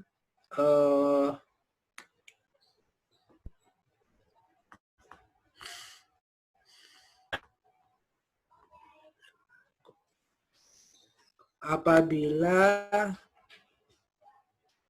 khususnya untuk pengukuran magnetotelurik yang bisa sampai flying camp di titik pengukuran karena berdurasi 15 sampai 18 jam. Demikian Pak, silakan untuk dilanjut Pak. Terima kasih. Baik Pak Sugiarto, terima kasih. Saya akan menjawab pertanyaan dari Pak Yasir Arafat, Pak Minister ini ya. Cukup menarik ya untuk aktivitas geoscience atau pra-eksplorasi. Ya memang untuk mendapatkan hasil yang lebih baik pasti melakukan ini ya pre-eksplorasi walaupun data awalnya sudah dilakukan oleh Peritaya dalam hal ini BDKI dan terparti yang ditunggu bentuk. Jadi yang harus dipertimbangkan, pengalaman saya juga ini, saya juga pernah mendampingi tim untuk tambahan wellpad untuk magnetotelurik ya. Jadi dari awal tetap tim ini ditentukan dulu Pak siapa lead-nya, siapa pemimpinnya ya, dari teknisnya. Kalaupun memang diperlukan HSE ya perlu karena cuma 2-3 orang biasanya. Kalau tidak diperlukan, apakah perlu medik ya, medik dengan operatornya, dengan responder back-nya, itu juga nanti akan masuk dalam risk assessment yang ECC-nya Pak ya. Kalau pengalaman saya kemarin saya tetap dampingin timnya itu untuk melakukan, tapi ini bukan jadi patokan Pak ya, bukan jadi patokan, karena ada juga standar lain, karena mereka mungkin sudah dibekali dengan first aid training, sudah diajarin untuk vertical rescue mungkin ya, jadi mereka tidak membutuhkan personal safety lagi tentu, tapi tetap komunikasi, menggunakan radio atau apa ketika melakukan survei. Itu yang pertama. Yang kedua harus fit test dulu, fit body test ya, karena medan untuk geothermal ini tahu sendiri Pak ya, naik gunung kayak Ninja Hattori lah ya, naik gunung lewati lembah, jadi harus fit dulu, nggak bisa setengah-tengah, harus sehat ya, jasmani dan rohani supaya bisa melakukan tes dengan baik. Kalau memang sepanjang hari harus apa dulu, fatignya juga harus di-manage ya, jangan sampai kecapean, dehidrasi, membawa air minum secukupnya, dan itu akan ada di CS dan untuk kegiatan geoscience ya. Untuk faktor ini juga, faktor wildlife mungkin buat bisa diperhatikan juga nanti seperti apa pengendalian resikonya ya di daerah itu, apakah masih ada binatang satwa liar yang luas akan dimasukkan dalam risk assessment seperti itu Pak. Ya intinya kembali lagi, setiap aktivitas itu harus ECC excellence, mulai dari hulu sampai hilir harus excellence, tidak bisa setengah-setengah, safety no compromise ya, supaya bisa target perusahaan untuk zero accident-nya atau zero fatality-nya dan bisa meningkatkan value dari perusahaan itu sendiri. Jadi control measure-nya ya seperti saya jelaskan tadi, tetap mengutamakan keselamatan dulu, baik dalam mengoperasikan alat pun ya tetap sesuai dengan SOP dari alat tersebut, dan pastinya sudah dikerjakan oleh yang qualified ataupun competent person untuk kegiatan geoscience. Seperti itu Pak Yasir Arafat jawaban dari saya. Dan pastikan menggunakan APD yang komplit Pak ya, yang jangan lagi pakai walaupun sepatunya repot Pak, pakai sepatu safety ya, pakai sepatu gunung itu, sepatu untuk hiking yang sudah ada atau pelapis besinya ya, pelindung besinya seperti itu, supaya lebih enak saat melakukan survei. Ya, kalau kami dari ASI pasti menganjurkan best practice Pak ya, memakai safety boot, memakai long trouser, memakai perlu tambahan ini Pak ya, apa namanya, binet, siapa tahu ada potensi lubang sebagainya. Seperti itu Pak Nasir Harapat untuk aktivitas ASI di Geoscience. Aspek ASI di Geoscience. Baik, Pak Helin, berikut ada pertanyaan ketiga berarti Pak ya? Ketiga apa keempat nih Pak? Ketiga Pak. Ketiga ya? Baik, dari Gunawan Panjaitan Pak. Izin bertanya, untuk pemakaian bahan kimia apa saja yang dipakai untuk semua proses? Nah ini nggak tahu nih proses apa ini. Proses untuk pabrik kimia atau pabrik apa, nggak jelas ini Pak ya. Dan bagaimana penanganannya agar memastikan tidak mencemari lingkungan, termasuk penanganan semua limbah yang dihasilkan. Demikian Pak. Silakan Pak. Baik, kalau terkait dengan penanganan bahan kimia ya, masing-masing ada karakteristiknya Pak. Mulai dari pengoboran ada fluid ya, itu sudah di manage oleh ya, ada third party-nya juga untuk bagian waste, solid waste, chemical waste. Bahan kimia yang dipakai ya macam-macam Pak ya. Mulai dari cementing ya, mungkin teknikal yang lebih paham di situ. Tapi kita dari ASC tetap mau monitor berapa volume pembuangan sampah, terus mud pond-nya itu tidak boleh bocor ya, tidak boleh rusak, tidak boleh jebol, harus proper karena keasamannya cukup tinggi. Khawatirnya nanti kan karena posisi ringnya di atas gunung, airnya mengalir dengan keasaman yang cukup tinggi bisa merusak apa ya, pertanian, bahkan bisa membuat ternak ikan bisa mati, dan itu pernah kejadian di pengalaman saya. Nah, air dari ini bukan dari apanya, ini dari brine ya, brine ataupun air yang dihasilkan dari pemisahan steam dan brine habis dari steam well dari sumur panas bumi masuk ke. Jadi untuk chemical sendiri cukup banyak Pak ya, dan ada di apa namanya, di record HCC dan juga lengkap dengan MSDS-nya. Jadi hal penting dalam penanganan risiko bahan kimia ini ya pastikan semua orang yang bekerja dengan bahan kimia itu sudah mendapat awareness untuk chemical safety ya, chemical safety. Sudah tahu ke 16 elemen dalam MSDS itu apa saja, substansinya apa tindakan dilakukan kalau terpapar bahan kimia, itu salah satunya. Baik di sini juga ada bahan kimia seperti apa ya, untuk binary cycle ada penambahan bahan, mungkin terlalu teknis, nanti saya coba lagi cari lagi informasinya. Jadi intinya dalam penanganan kimia ini bukanlah hal yang sulit ya, sulit banget. As long kita bisa memanagenya dengan baik, mendaftarkan dari awal ya. Jadi setiap kontraktor, subkontraktor juga diberi pengarahan ya untuk penanganan bahan kimia. Pasti kita bisa meminimasi risiko pencemaran lingkungan. Karena dasar dari geothermal itu sendiri green energy, renewable energy, dan clean energy ya. Atau aspek yang mengikutinya harus berbasis perlindungan lingkungan. Seperti itu Pak Gunawan Panjaitan. Oke, baik Pak Helin. Berikut ada pertanyaan keempat. Ya, Pak. Dari Riwanto Mani. Oh iya. Ini izin bertanya. Saya ingin bertanya ya 2 kali. Silakan Pak. Apakah ada kemungkinan uap panas itu akan habis atau berkurang? Karena akan berpengaruh kepada kelangsungan power plant dan wisata alam air panas masyarakat di sekitar plant. Terima kasih Pak. Kan Pak, dilanjut Pak. Baik Pak Riwanto, pertanyaan yang bagus, saya bantu jawab ya, walaupun ini lebih kapasitas orang operation, tapi saya akan berbicara pengalaman saya. Kalau untuk sustainability dari uap itu,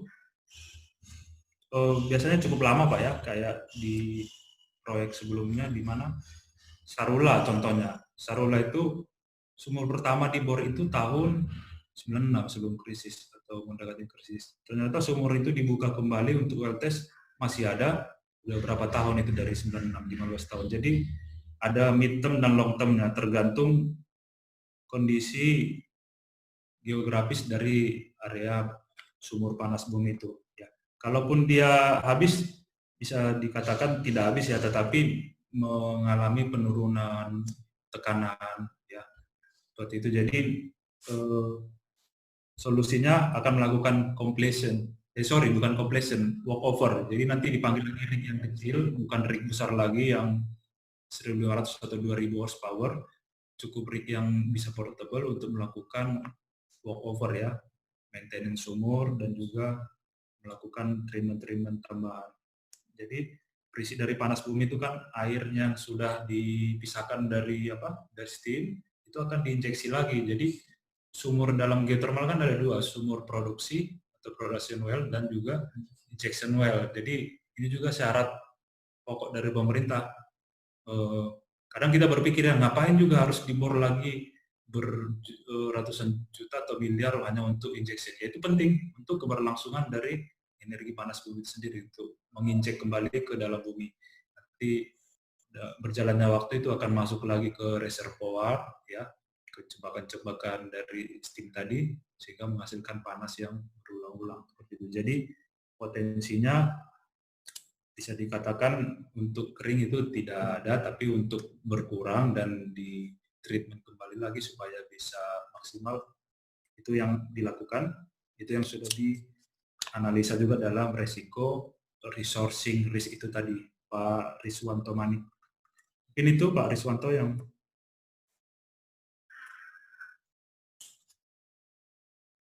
ya.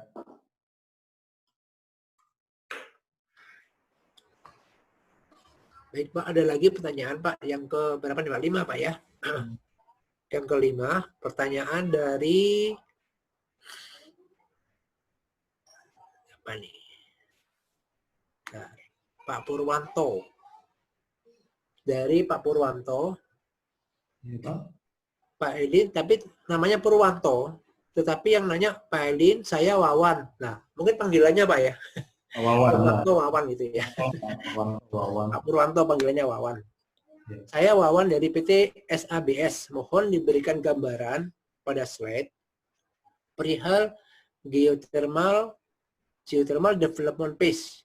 Nah, perihal development phase setelah exploration drilling sambil menunggu instalasi turbin generator ready, itu berapa lama sampai bisa menjual listrik ke PLN?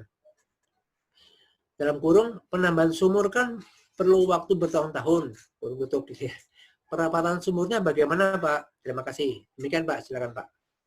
Pak Wawan atau Purwanto dari PT SABS. Untuk idealnya ya kalau proses perizinannya lancar 1-2 tahun kan untuk survei pra eksplorasi, bahkan pemborannya 2-3 tahun, karena ada beberapa perusahaan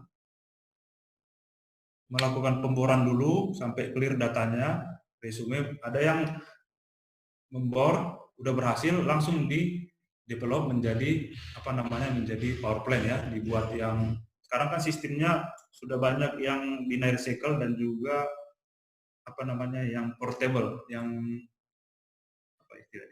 modul, berupa modul. Jadi 10 megawatt yang dihasilkan, 10 megawatt yang dikembangkan. Ada seperti itu kecenderungannya Pak, karena untuk mengejar target mereka untuk segera produksi menghasilkan listrik. Ya, jadi variasi waktunya ya rata-rata. Kalau Sarula seperti yang saya katakan tadi kan dari 97 vakum selama belasan tahun, tapi sumber-sumurnya udah ada dari Yunokal waktu itu ya. Baik di Silangkitang, di Nil sudah ada sumur-sumur tua mereka sampai ke si Gualduali di Sipirok itu sudah banyak sumur mereka itu ternyata di bor sama Yunokal waktu itu. Tapi di 2015 setelah mereka baru kick off lagi untuk ngebor sumur tambahan, untuk memastikan lagi depositnya apakah sesuai dengan planning. Baru di 2016 tengah sudah konstruksi Pak, sudah steam well test, jadi paralel dengan dengan konstruksinya di Silangkitang itu yang 1 kali 110, baru tahun berikutnya di 2017 tengah langsung 2 kali 110 di NIL. Jadi tidak butuh waktu lama, di dalam tahun yang sama bisa langsung steam well test dengan catatan hasilnya steamnya sudah bagus Pak ya, sudah ekonomis untuk digunakan menjadi power plant.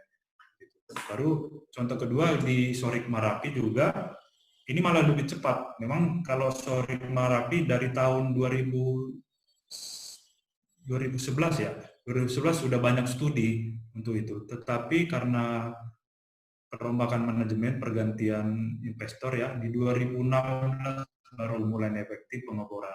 2016 pengeboran, 2017 udah construction Pak. Ya, saat itu saya construction di situ, mulai dari pengeborannya juga di 3 sumur di Wellpad SMA itu. Nah, jadi ternyata bisa di accelerate dia, di expedite, karena mungkin pengaruh dari kontraktual sama pemerintah ya, ada ke BTK itu ada berapa tahun harus achieve ini, beberapa tahun, kalau enggak nanti kontraknya akan balik ke nol lagi, harus diperpanjang lagi. Dan waktu jeda ini tidak bisa tidak bisa melakukan kegiatan apa-apa karena jika tidak legal kan, ilegal, jadi harus mengurus perizinan lagi gitu. Jadi ke depan ini trennya memang panas bumi akan lebih di-expedite lagi Pak untuk proses drillingnya, dengan catatan hasilnya itu sudah bagus ya dari pemerintah, jadi tidak data mentah lagi, sehingga bisa langsung masuk drilling. Drilling itu kan satu sumur idealnya mulai dari ini ya, kita tidak bicara well construction bisa sampai 1 bulan sampai 2 bulan untuk membuat well pad dari nol sampai ready untuk spot ini ya. Nah, untuk mengoper sendiri bisa 25 hari sampai 1 bulan untuk 1 titik, untuk 1 seller ya.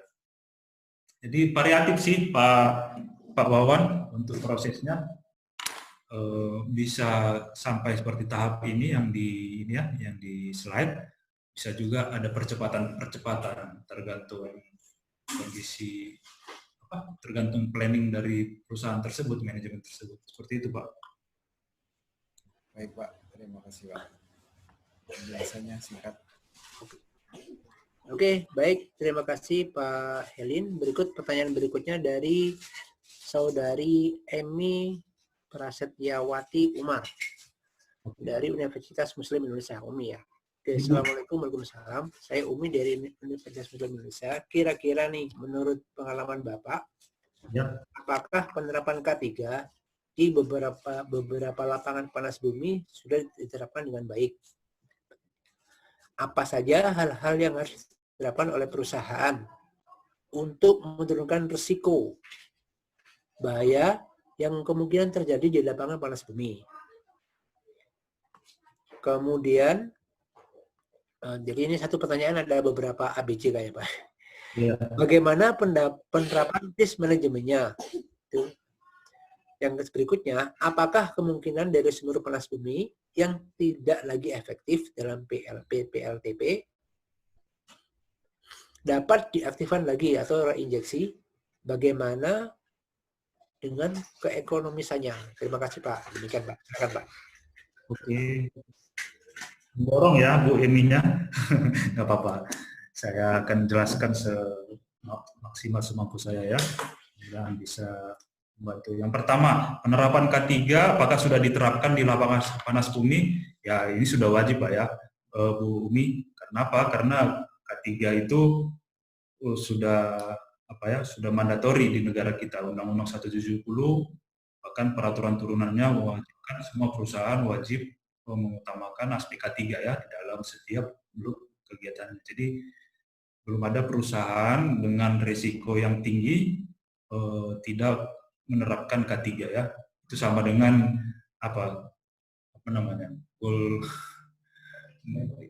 itu sama dengan membawa bola ke gawang sendiri ya, bisa diartikan lah. Jadi K3 ini menjadi pijakan dasar di setiap eksplorasi panas bumi. Eksplorasi eksploitasi wajib K3-nya. Kalau di EBTK istilahnya K3LL, keselamatan, kesehatan kerja, dan lingkungan. Ya, setiap tahun juga ada award-nya dari Gatot Subroto Award, ya, memastikan setiap perusahaan achieve target zero accident, zero fatality, dan prestasi-prestasi lainnya dalam K3LL. Dan tugas dari ASE juga biasa ASE lead ataupun deputinya untuk untuk mendampingin inspektor, ya. Kalau di panas bumi sama kayak di migas atau minerba ada inspektor juga. Kalau di sini namanya inspektor EBTKE, kita bilangnya EBTKE. Mereka akan datang secara berkala kok ke setiap site itu. Bisa sekali 3 bulan, atau kalau ada agenda khusus dari Dirjen, daerah ini harus diakselerate lagi karena memang target bauran nasional sama target listrik, ya, dari pemerintah pusat. Jadi dia akan datang melihat langsung pengawasan K3-nya apakah sudah dilaksanakan dengan baik. Jadi nanti ada finding-findingnya itu dibuat dalam dokumen. Baru sebulan kemudian mereka akan datang melihat implementasinya, apakah corrective-nya sudah dilaksanakan. Kalau tidak dilaksanakan nanti dilihat lagi. Kalau hanya minor paling teguran ringan, tapi kalau sudah mayor nanti sudah bebal, ya itu tadi di lapangan mereka akan membuat surat tugas, ya, langsung dari Bu Ida, kalau dulu Pak Yunus Kulhak, ya, untuk menegur si WKP itu. Tapi sejauh yang saya tahu itu tidak ada, ya, karena mereka sudah komitmen semua perusahaan WKP IPP sudah komitmen dengan K3, walaupun dalam penerapannya masih belum terlalu maksimal atau menuju ke maksimal itu. Itu yang pertama. Untuk penerapan K3 apakah sudah diterapkan? Sudah, dan sudah implementasi 100%. Tinggal pengawasan di itu dia aja yang perlu ditingkatkan lagi, tergantung dari tim ECC, bukan cuma ECC, tim keseluruhan dari proyek itu. Karena safety itu kan tanggung jawab setiap orang. Safety is everybody business atau everybody responsibility. Itu ECC hanya melakukan edukasi, bukan hanya, ya, pada dasarnya melakukan advice apakah kerjaan itu aman dilakukan atau tidak, akan dikaji lagi dan akan disosialisasikan ke seluruh pekerja maupun manajemen melalui training dan briefing rutin. Kedua, hal-hal dari perusahaan untuk lapangan panas bumi, penerapan risk manajemennya, risk itu ada dua tadi kan, risk untuk manajemennya dan risk untuk eksekusinya di lapangan. Kalau risk manajemen di manajemen, ya, itu sudah ranahnya direktur, manajer yang akan datang secara berkala ke lokasi, ya, meeting juga dengan tim yang di lapangan.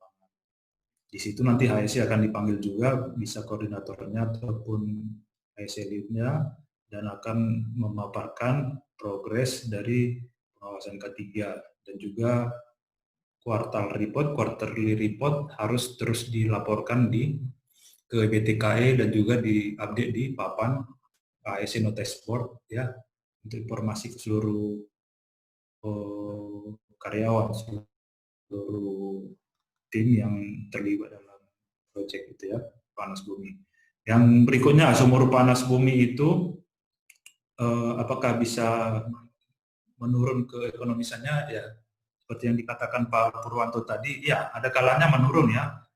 Ya, saya juga tidak bisa memastikan apa karena musim penghujan atau apa. Memang ada kalanya dia menurun, tetapi akan ada treatment nanti dari dari service company, ya. Apakah harus diinjek dengan udara dulu, air drilling, ya.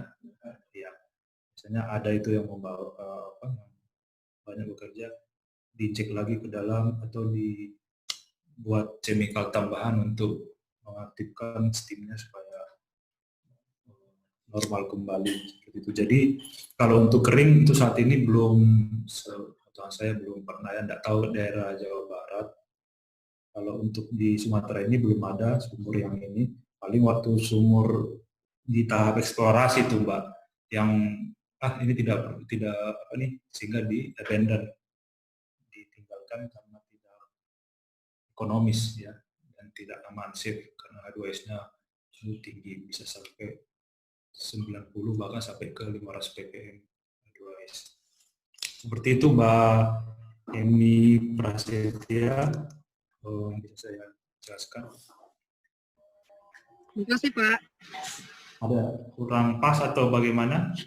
Ada 4 poin tadi. Oke, baik. Berikut Bu Emi-nya udah, terima kasih Pak. Berarti kira-kira mudah-mudahan udah puas Bu ya. Oke, baik. Pertanyaan berikutnya dari Mbak Elizabeth S. Mbak atau Ibu nih. Selamat siang Pak, terima kasih atas presentasinya. Perkenalkan, sebelumnya saya Elizabeth dari Institut Teknologi Sumatera. Izin bertanya Pak, menurut Bapak, daerah seperti apa yang lebih baik untuk dieksplorasi panas buminya? Apakah berupa daerah tektonik atau daerah vulkanik, Pak? Dan apa perbedaannya, Pak? Terima kasih sebelumnya. Demikian, Pak. Silakan, Pak. Saya bisa bantu jawab ya, karena ranahnya geolog ini, geolog sama geofisik. Ada Pak Julianta expertnya di situ. Tapi nggak apa-apa, saya bagikan yang saya tahu. Untuk daerah, kalau saya kan banyak ground di Sumatera ya, gunungnya di Sumut yang di gadang-gadang BTK itu bisa sampai 1240 MW cadangan awal ya. Kalau sekarang masih sekitar berapa ya?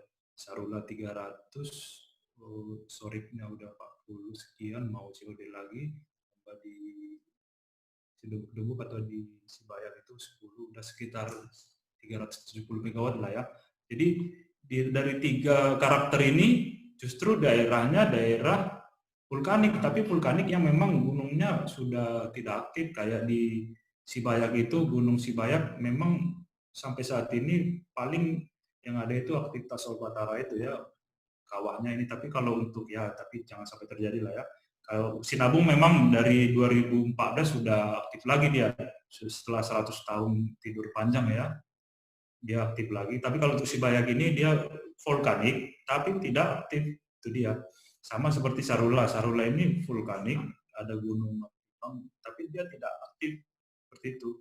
Jadi dikatakan ya gabungan dari tektonik vulkanik juga. Sorik Marapi juga ada gunung Sorik Marapi sendiri ya. Biasa proyek geotermal ini diambil dari nama gunung. Ya Sorik Marapi sampai saat ini belum pernah belum pernah meletus atau menunjukkan aktivitas vulkanik yang sampai level waspada atau apa. Cuman nanti berkala dia sekali seminggu nanti memang ada hubungan asap, tapi itu wajar ya dari kawah itu sendiri. Seperti itu Mbak Elizabeth. Jadi, bahkan sekarang ada yang lagi USPP nih atau preeksplorasi di Simbolon ya. Saya privat aja perusahaannya tapi sudah ada survei di situ. Itu malah tektovulkanik ya, tahu sendiri Danau Toba itu danau yang aktivitas tektovulkanik ya, terbesar di dunia kedua katanya.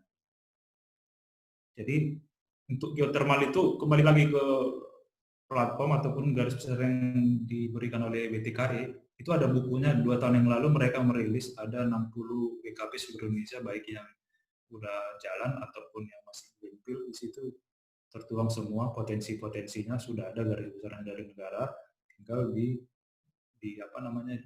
dilempar ke bisa ke PGE sebagai permanent negara dan Geodipa ya, ada 2 dan ada PLN geothermal sebenarnya, tapi untuk saat ini yang sudah jalan PGE, Pertamina Geothermal Energi, dan Geodipa ya. Geodipa itu Dieng dan Patuha. Sekarang lagi expansion mereka di Patuha dan juga di Dieng. Itu yang bisa saya jawab. Memang rata-rata geothermal itu pasti di daerah pegunungan, itu yang pasti. Kedua, saya pernah bincang-bincang santai dengan geologis. Kalau kalau minyak itu biasanya menghindari fault, patahan ya. Nah kalau panas bumi ini memang agak pemberani dia orangnya, dia malah mencari patahan itu, mencari fault itu, karena di situ banyak potensi jebakan steamnya ataupun uapnya ya di reservoir yang di sekitar fault itu. Ya, mungkin nanti bisa disempurnakan atau diluruskan oleh tim geologis atau geologis Seperti itu Bu Elizabeth, bisa saya jawab dari ITERA ya, ITERA Lampung. Di sana ada Wairatai loh, Wairatai, dulu. Ya, bisa nanti belajar ke sana. Itu Pak Sugiarto. Oke, baik Pak Helen, terima kasih atas penjelasannya. Kembali saya mengingatkan untuk seluruh peserta meeting webinar saat ini untuk mengisi feedback, ya, mengisi feedback yang sudah di-share oleh host kita, Polinesia, di mana dari feedback ini nanti akan ada satu hadiah yang diberikan untuk satu peserta yang bisa menjawab pertanyaan yang disampaikan. Jadi tolong jangan lupa feedback. Yang kedua juga dari host akan memberikan e-sertifikat. Jadi para peserta yang ada di sini nanti akan diberikan sertifikat dengan catatan mengisi form dengan berupa pengajuan yang akan ditentukan oleh host ya. Demikian. Kemudian ini akan banyak sekali pertanyaan, ada 25 message. Dari sekian itu mungkin sekian ada pertanyaan. Sepertinya nggak semuanya bisa kita jawab nih Pak Helen ya, karena terbatas waktu. Mungkin tersisa satu pertanyaan nih Pak.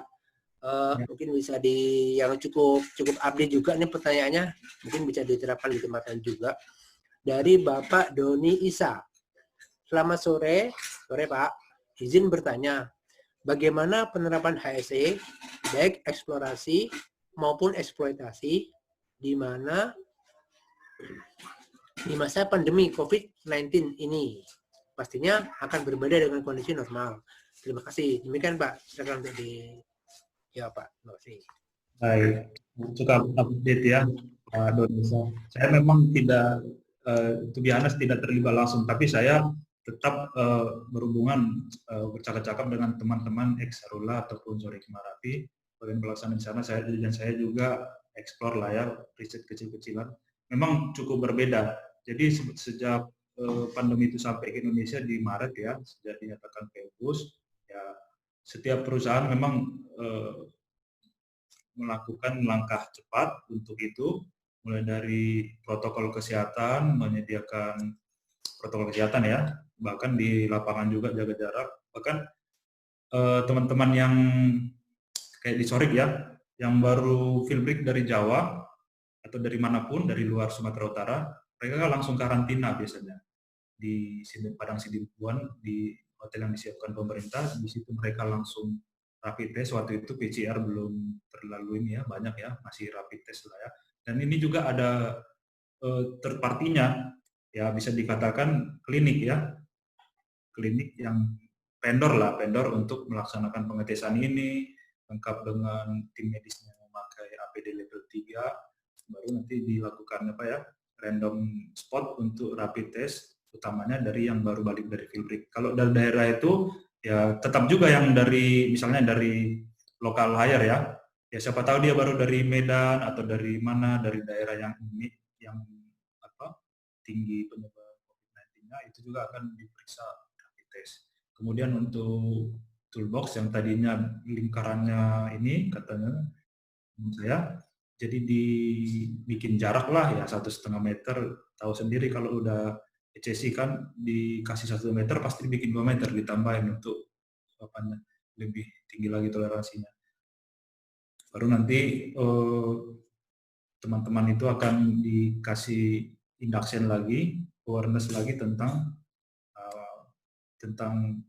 pandemi COVID-19 ya, sebagaimana untuk memutus mata rantainya, itu menjadi materi tambahan lagi di lapangan. Dan juga dilakukan pasti, saya tanya, bukan di ruangan yang ber-AC, diganti suasananya mungkin di galeri atau di tempat merokok, tapi di setting supaya semi formal ya, supaya tetap bisa belajar seperti itu, biar sirkulasi udaranya juga baik.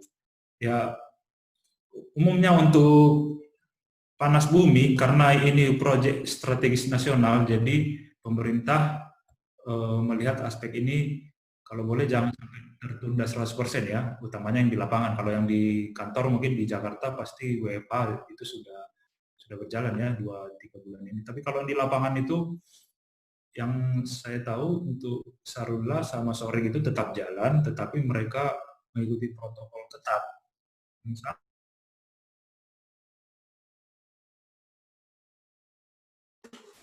Pak Helin ke mute, Pak. Pak Helin menolak.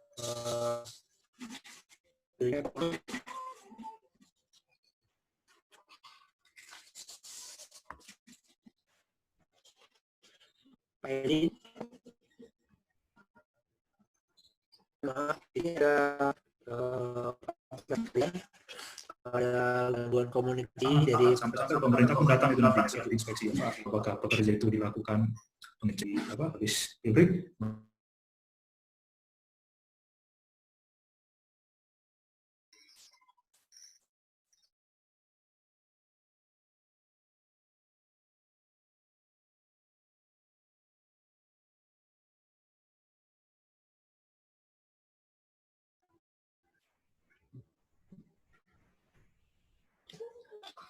Bapak Ibu sekalian, mohon maaf ada gangguan sedikit dari komunikasi.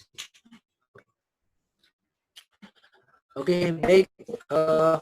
Kita sampai di penghujung acara Pak Helin ya. Oke, baik. Mohon maaf nih, sudah 3.25 hampir 3.30 menjelang ini. Cukup antusias ya. Ya, saya sempat ada gangguan komunikasi sedikit Pak dengan menjelang akhir tadi.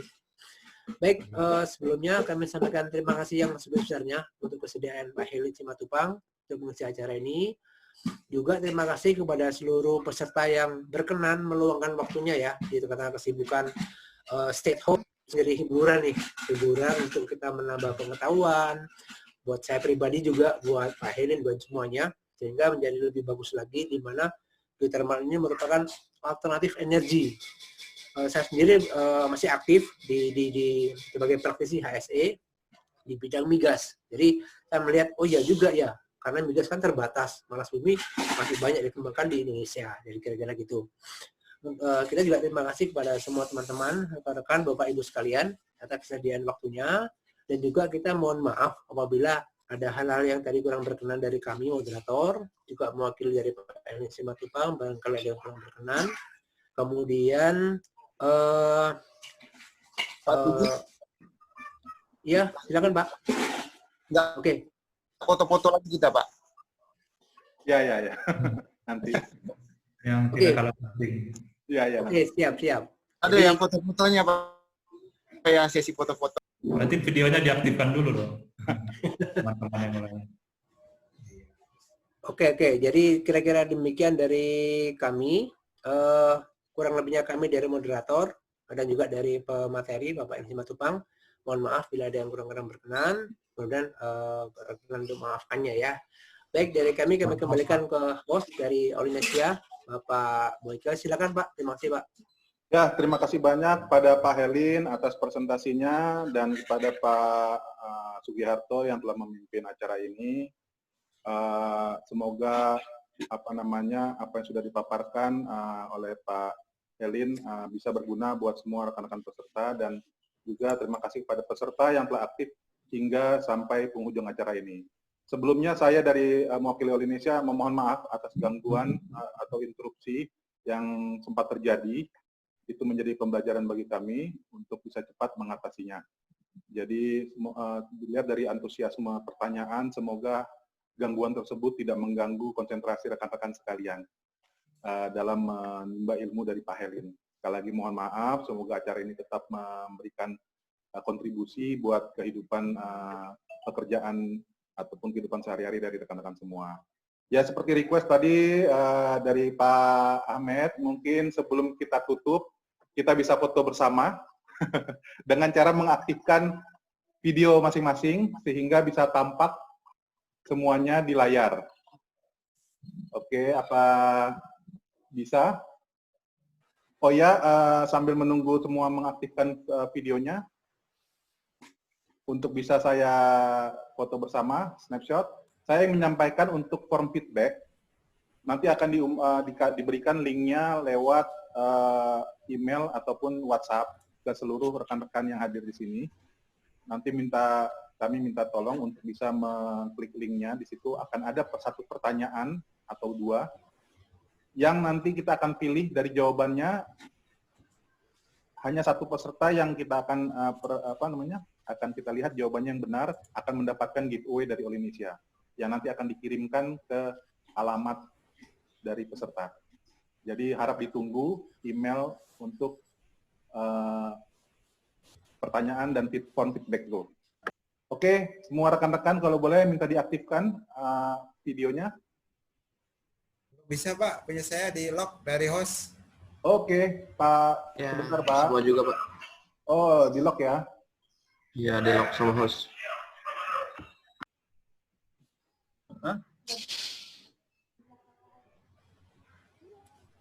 Video. Ya. Tolong dibuka semua Pak, yang banyak itu tutup, di lock. Oke, sedang dilakukan sebentar ya. Baik, kita bantu Pak, kita unlock juga. Calon geotermalis. Geothermal entusias.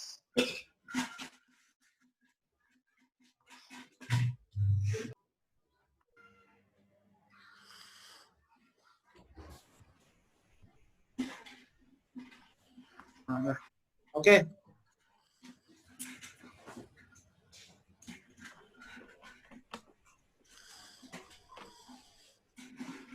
Waduh. Ini semua sepertinya di rumah ya. Di rumah Pak. Saya masih ke lock, Pak Martono on the way Pak.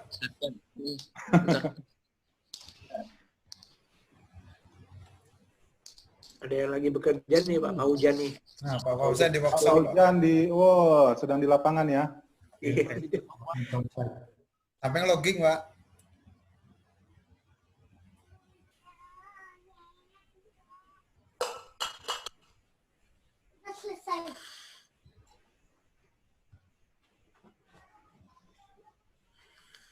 Masih di lock ini, Pak.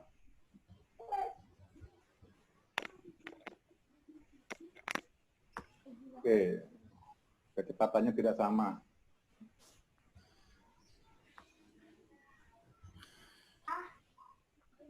Ya mungkin kalau ada pertanyaan lebih lanjut nanti saya akan coba bicarakan dengan Pak Helin untuk bisa sharing email address gitu Pak Helin. Nanti bisa kita sampaikan di email yang akan saya kirimkan ke peserta. Jadi mungkin kalau mau komunikasi dengan Pak Helin secara offline, kami akan persilahkan. Silakan Pak Bube, silakan rekan-rekan. Saya terbuka untuk diskusi. Oke. Karena pertanyaan terus mengalir ini. Oke, saya rasa saya bisa coba satu-satu ya.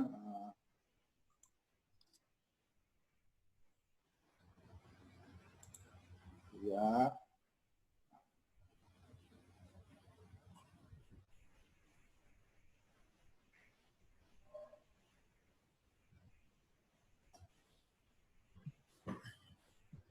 Masih ada yang belum, cuma sepertinya sudah 80%.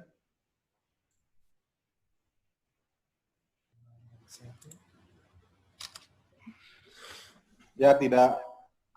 Saya rasa mungkin walaupun tidak tampak video, tapi tampak nama ya. Lumayan lah, lumayan. Lumayan.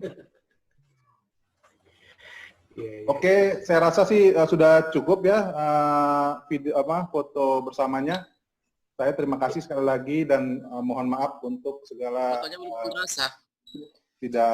ketidaknyamanan hari ini. Oke, mungkin bisa saya tutup meeting Zoom ini dan sampai jumpa di acara webinar berikutnya. Terima kasih. Terima kasih Pak. Terima kasih semuanya. Terima kasih. Pak Sugiharto. Terima kasih Pak Elin. Mas Sugiharto. Baik Pak, terima kasih Pak. Bye. Terima kasih. Terima kasih, Pak.